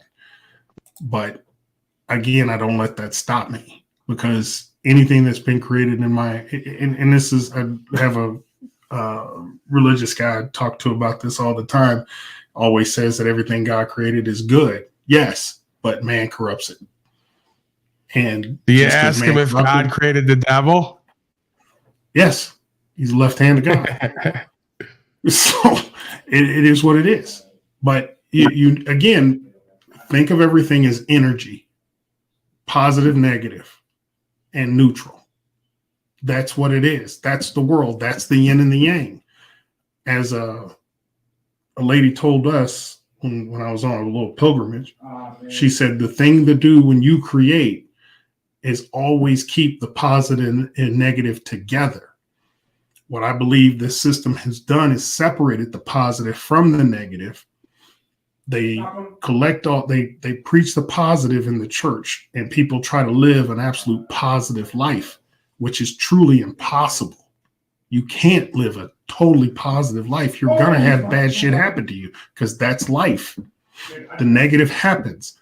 But when you create, if you create and stop trying to make it perfect and accept that it's going to have its flaws, yeah, the efficiency goes down on the so like I was saying, it's not 95, 98% perfected.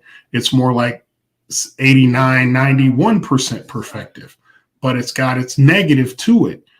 But when you have the negative created, the same time you created the positive, the energy flows right away. When you create the positive without the negative, the energy doesn't flow until it has some place to ground. This is all about electricity, but understanding it in a spiritual sense. So you manifest your ideology, whatever you're trying to do, you manifest that in your own head. I'm going to run 20 miles. Okay, well, if you're 300 pounds and out of shape, 20 miles is not on the registry today. But you have to get up that first day and say, I'm going to do this often enough to where I'm going to be able to run 20 miles. So the negative is, as soon as you stand up, your knees are squeaking, your back is hurting, all the negative comes with it. But once you make that decision that this is what you're going to do, you're going to go through the pain to get where you're trying to go. And this is what I'm saying about the challenging of the simple thing, that this thing was created, this trust was created for this grand benefit that we all have, but they never want you to touch it because they're the ones that want to control it. But if you get control of this, I'm going through great pain to get access to the sumbitch. Let's keep that clear. It has not been easy. But in going through that suffering, I've learned this about the energy that I'm trying to master. And I have the ability to master it because I've mastered everything else in my life. So that's the challenge we all have. And it's up to each of us to nope, everybody's not going to do what I've done. But if I could show you steps that you can do that are similar, again, I'd be the Michael Jordan in this. You ain't going to be me, but hey, you'll get People have been hell of a working on dunk. this secured party creditor stuff for a long time, man. It's like, I don't think you would be reinventing the wheel, but I think there's a reason why nobody has gained control of the trust that was created for your benefit by them, because it's not your trust. And that's what I wanted to kind of press you on, is like, I've heard you kind of like identify with the trust as in thinking that it's yours. And I just disagree with that. It's not yours. It was created for your benefit, but really the only power you have is to learn to utilize the trust as the beneficiary and not the trustee, where you've been accepting the responsibility the whole time. So, well, that's the first thing I did. That's the first thing I did in probate, was shut down that I'm not the creator of the trust, because there's no way I can contract at 0 years old. My parents had the contract, not me. So removing myself as the settler was the first thing. The second thing was establishing an administrator.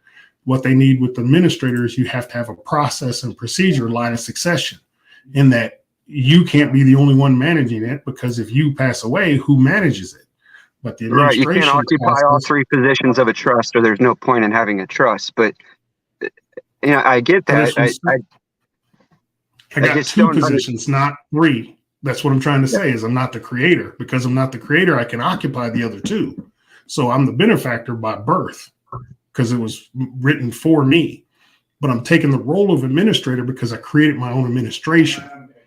And in my administration, it's basically a will, where I'm saying you could argue it multiple ways. You could argue you could occupy all three, or I guess two positions in that case. In any trust, you could occupy all three positions. But in that case, you could be the benefactor or the beneficiary, because you could argue, why would my mother bear witness to have me entered into a system that wasn't going to be strictly for my benefit? If she knew any detriment would come to me, she wouldn't be a part of it. So if you're going to cause me loss, injury, or harm to me, then this contract is null and void. But she signed the contract with the registrar. I didn't. I couldn't sign the contract with the registrar because I didn't know. I had no cognitive knowledge of language or the ability, motor skills to write. She's the only one that could have contracted. I could not contract, therefore I can't be the creator. So that automatically takes me out of the third position of the trust. Forming an administrative deal is just putting together a will. If I die, my brother takes over.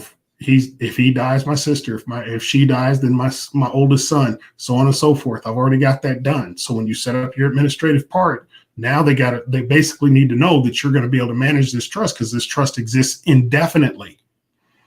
So they need to see the right of succession. So that's what I did. And then I made it unincorporated. So it's an association that is not within their jurisdiction. It's outside of their jurisdiction. Then I found the 1789 Constitution, for which all of their oaths of office are bound to, not the 1776 version of the Constitution. That's another story in of itself. But now I found the origins for which their oaths of office are bound. And then I put in, like I said, Form AO 430, that then kicks it up a notch, saying that we're going to equity jurisdiction. Now I got a court of equity, and every court is a court of equity. All these circuit courts are courts of equity. So yes, it's been extraordinarily challenging, because they don't hide. This goes back to the Egyptian Book of the Dead. And they romanticize it as probably, but that's the oldest book we know of. As long as there have been broken hoes and pimps, this has been going on in different forms. True. So when you start understanding that they created this whole administrative process just for you to try to figure it out, and once you figure it out, now they try to kill you, but that's understanding how to shut down the military. You have to shut down the military, because we're all dealing with the military occupation. Because we're all Title 50 U.S. citizens, that we are enemies of the state, or we're prisoners of war. So you have to know those things. When you shut down everything fundamentally, now you put them in a position where they have to really govern, and they have to yield their governing position. And that's where I'm at literally today. That my boy Danny, they were supposed to have an arraignment. The arraignment was originally scheduled for February. They moved it up to today. They didn't have an arraignment today. They just had another magistrate come in, because I blocked everything I just told you. I just did in his case. So they won't arraign him, because I took over the court. So all they could do is negotiate with him and try to create another contract. And so I don't know. I wasn't there. I wasn't able to attend because they extradited him to Texas. So I couldn't witness, and they made sure they didn't have any WebEx or nothing that I could log in to be a part of that court case. So all I got was him, and so I got to work on getting some money on his book so we could talk about it in greater detail. But the bottom line is that they put all this shit together so that you never want to go after what they have for you. They don't. There's a lot of people that have. There's a lot of people that have tried this. There's a lot of people that have. And so the terms and ideas that you're using aren't new to me. But what I've observed and my experience with this stuff is that people have learned and are effectively able to benefit from the trust, but nobody has been able to do what you're talking about, take control of the trust. And to me, it doesn't make sense. It seems like an impossibility, but Slo's climbing Mount Everest. So's trying to fly around the world. There's always things that are deemed to be controlling a impossible, trust but that you did not create is an impossibility to me. I did create it. I just didn't knowingly create it. I didn't knowingly create any of this stuff. I came into this society subject walking in the door. The trust was created for your benefit. Agreed. But you I didn't but it create the came trust. up. If I wasn't here, there would be no trust for Stephen Martin. Right, but that trust was created not by you, by somebody else for your benefit. Yeah, it says to KV Trust. Yeah, it's created for me. So if it's for me, well, shit, I want everything that's for me. If it's for me, you can utilize it, and that's what I'm telling you. Like that's what I'm trying to do. There are people that have effectively been able to benefit from the trust by using financial instruments and what have you. I've done that. Right. I've done those but things. There's nobody who has been able to get that black card that gives them access to the Treasury direct account and where they can get whatever they want that is beneficial to them. There's no black card. There's no black card, by the way. I know. That's what I'm saying. It's not there. It's not. The idea is great, but it's not there. Like nobody has actually been able to get direct access to that Treasury that's account. Just what it is. I mean, just because nobody's done it doesn't mean it's not possible. This is a man-made creation.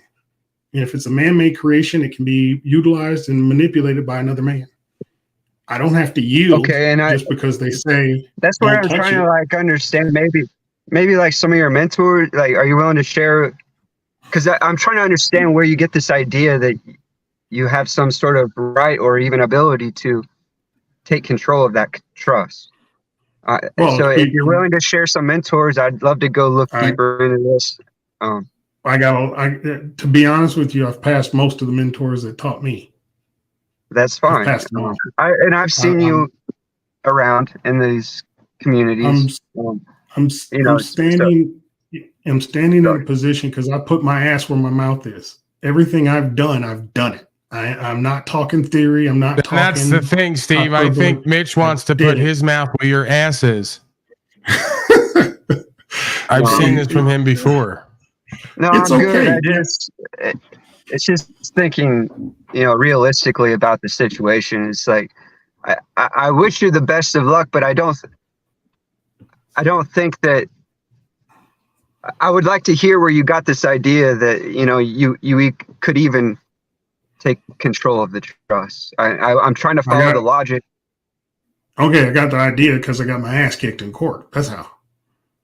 You go get your ass kicked a couple times, you be like, this is some bullshit.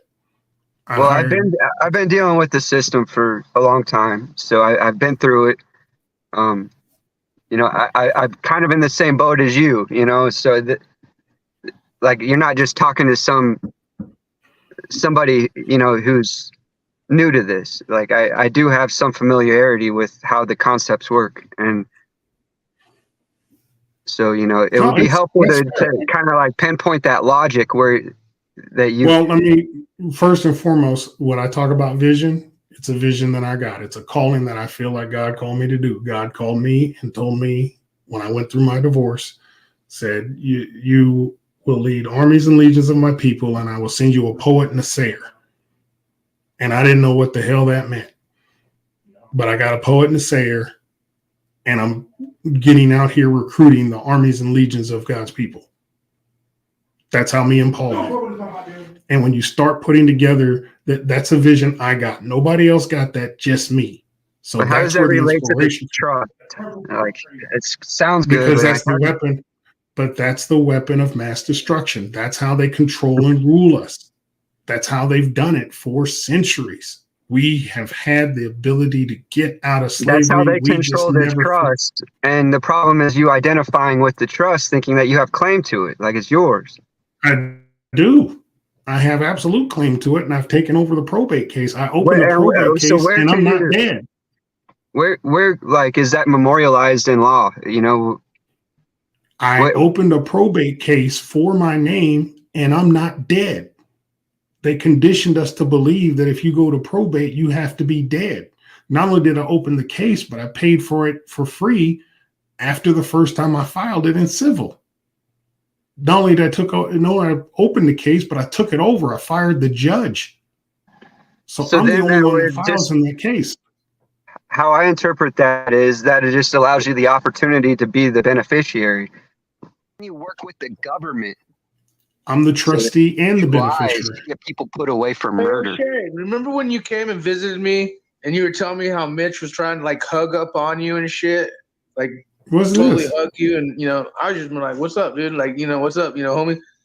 Mitch, tell us more about how you tried to hug O'Shea and love on him, and now you're talking shit, just like you're loving and hugging on Yeah. your. So what if I met up with Brian and immediately gave him a hug? I Paul, might what even are you have an doing? erection about it too. What the fuck are you gonna do about it, This bitch is Mitchell's boy? newest Even clip. Brian said he had a good time. And we all know, but you're a bitch. You jealous, Snafu? You jealous you didn't get to rub up against Brian's nipples like I did? It's artificial intelligence. It's not me. That's very telling, right? That was Mitchell fighting with someone else and revealing No, some things that's about a himself. fraud. No, No, we just heard it. We just heard Yeah. it. Steve, No, you that's just heard artificial that, didn't you? intelligence. That was your creation that you can control. You can. Steve, you just heard that, also right? accept responsibility for it. I don't know what it was though. Yeah, But it's fraud. nonetheless, That's what it is. It's deception for well, one's benefit. No, what my biggest point to you, Mitchell, is I feel where you got doubt. I feel where you got misunderstanding about what this is, and everybody does it at their own peril. I've suffered greatly from doing this. It has not been a comfortable walk. So be clear. Let me be clear. But I do understand the bottom line is, if we learn commerce as opposed to learning business, we're able to do this stuff. But we're taught business. We're not taught commerce.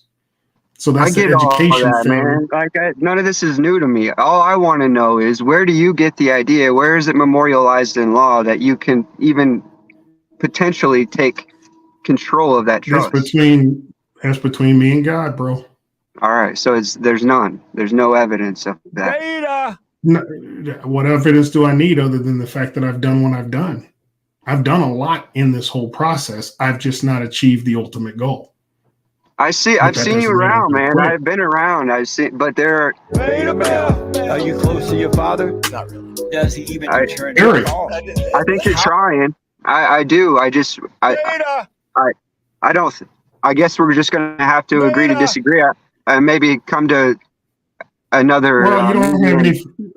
You don't have any faith to have this conversation where we could, like, If you don't have the faith I have, then we're not going to agree. You have to have faith. You have to have faith that there's a better life. I do have faith. But you don't have faith in this. You don't have faith in this. You have faith in. It doesn't make any logical sense. There's a maximum. Make logical sense. He who creates controls. It's that simple. Everything I just shared with you are the mechanisms for getting the logical pieces in place to take this over. That's what I'm just explaining to you. And again, because you haven't done it, you haven't been down these roads. Nobody's done it. Nobody's done it. I've been down these roads, but nobody's been successful at it. Nope. Has You're not anybody a told you about pioneer. AO You're not a 430? pioneer, Steve. No. Well, kind of, because I've done something other people haven't done. I mean, AO 430 was just brought to me on Saturday, and I put that into effect Monday. And the stuff I'm doing with constitutional stuff is stuff that was crafted a year ago, that was just tested 4 or 6 months ago. Those things have worked for the people that brought it to me, so I put it and utilized it in my situations. So I'm real-time testing everything I'm doing. I'm not talking about stuff everything I'm doing. I'm doing.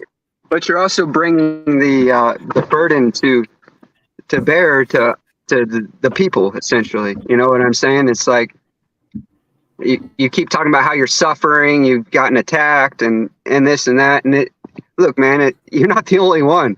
Like this shit, there's people in jail right now, you know, that have been there for a long time. You know, just for speaking truth. And I'm trying to get one of them. I'm trying to get one of them out right now. That's exactly what I'm doing right now. It happens all the time. But again, anytime you rebel, this is what's going to happen. When you go against the empire, you got to go against the empire with. You don't rebel. That's from my perspective is you don't rebel. That's being combative. You don't. That's exactly what they want. No, you rebel in peace. You rebel with the concept of knowing that I'm on the side. I've got truth. I've got honor. I've got justice on my side. I've got God on my side. Well, if you're in peace and you're in honor, then you're not rebelling. You're asserting yourself appropriately. Are you being a male? Who keeps saying that? No.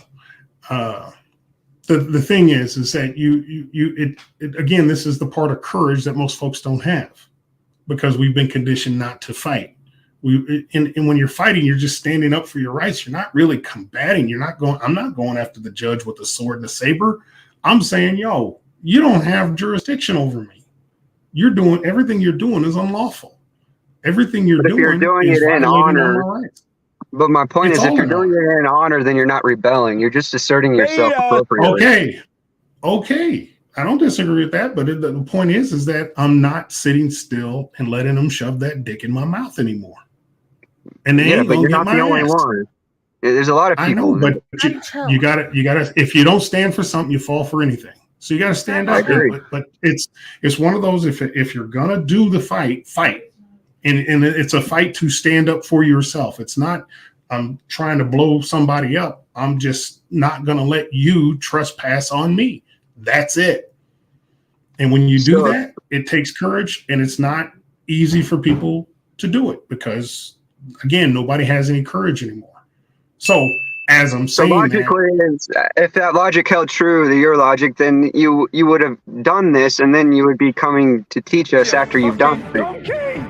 I'm in the process right now, bro. I literally got the case today. We had a hearing many today. people have been in the same process that you're in. Yeah, that's what I'm saying. You're not the only one that's taking it there. I've got a group that you haven't succeeded. Your point. I mean, it's how you blow up a Death Star. It didn't just happen with one X-wing fighter.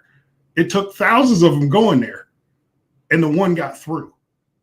That's what it takes. Thanks for, I don't have a problem with you dissenting, but you got to pick a side. Are you going to do it or are you not? Because if you're not going to do it, then don't just sit back and hate. What I'm not going to do is lay claim to their property. I'm not going to. That's what I'm not going to do. Don't. I'm not, because then you would have to prove that it's yours. And I hate to tell you, but this message from God is not going to hold up. You have no faith. I can't make you be. I do have faith, but to them that has no evidence. That carries no evidence. In this, you have no faith in this process. That's fine. I do. I do, and I've been successful. Emotional damage. I don't have faith that you can control something that you did not create, and that That's your choice. I'm not here to No, make that's your not a choice. choice. It's law. That's your choice. That's the law. That's the No, law. that's your choice. It's your choice No, to it's the believe law. that. I didn't choose that. I'm citing to you It's the your law. choice to. It's not my It's your choice. I'm choice to citing believe to that you the you law. Beta. I've got the bro. Did I just tell you all of the different things that I got? And these Well, are then just it's some not my things. choice. I've got It's not my choice. It I'm is reciting a maximum law. I've got maxims of law too. I know exactly what you're talking about. And again, it is not the reason why I know it's mine. And here's a bona fide proof that I know you haven't done or know you don't know anybody that did it. Have you ever heard of a slug?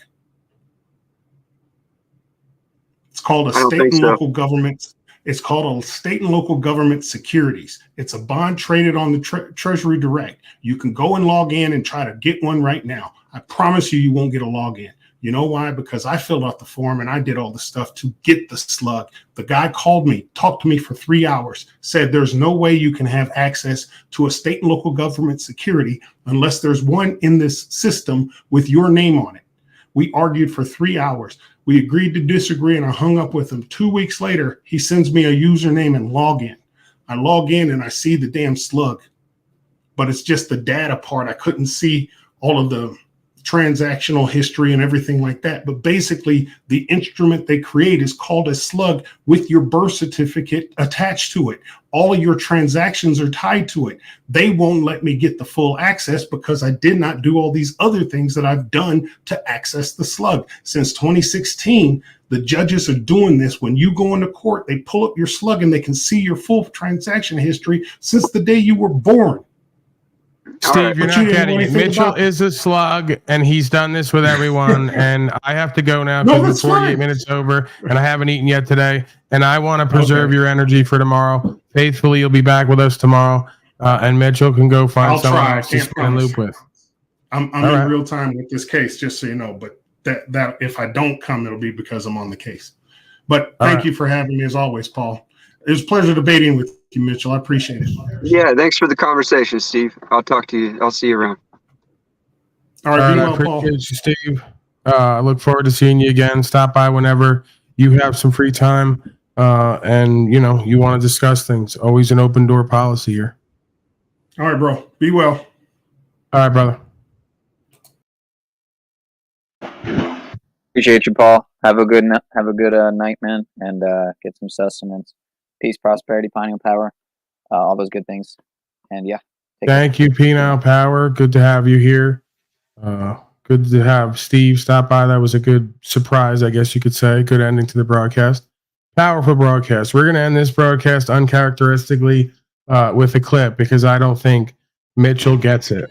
The government is a figment of your imagination. It's an artificial, intelligent overlay. Don't you get it? It is only a concept. It's a play. It's a performance. It's an act. They love when I have to fucking go off. I can look at something from a few different sides, and I can see where it all connects, despite what they're telling me. Right? They just look at what they're told. I look at what makes sense. They'll say I'm doing word salad. They'll say that I'm just going off on my own tangent, but that is because my mind works in a different way than the majority of the slaves. You guys are all in your feelers and never see the logic behind life, how it all moves together and fits together and how it works. So when you learn to check your feelers and move them out of the way and just observe with clarity and presence and awareness, you will make the right determinations and the right decisions. It's all the same shit over and over again. And no matter how much I speak on self-empowerment, self-mastery, self-reflection, you all have a belief and a feeling that's going to trump that. Ancient wisdom that works for everybody who embodies the path. You're not your own God. I know you want to be, but you're not. As soon as you get in line with what that thing wants from you or what is, you'll stop having these fucking problems. I view all the rest of this shit as a distraction. Governance is an act and a play, and it requires your belief and participation. The culture, the society, the legal system, the legal society, policy, statute, and code is the original artificial intelligence and state of consciousness that has been overlaid on the NI. And that's why you have domesticated slaves and you have uncivilized men like myself.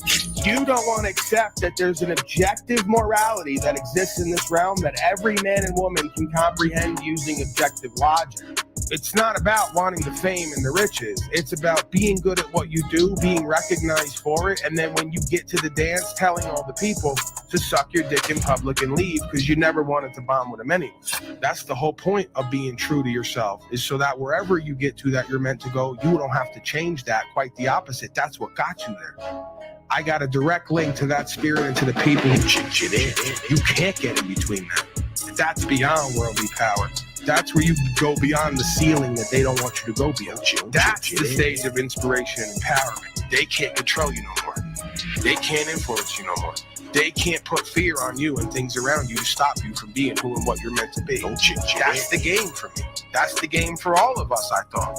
Actualized and realized. Written on our heart, first and foremost, through common sense, that if not overlaid with some dogma and indoctrination, we could all communicate harmoniously.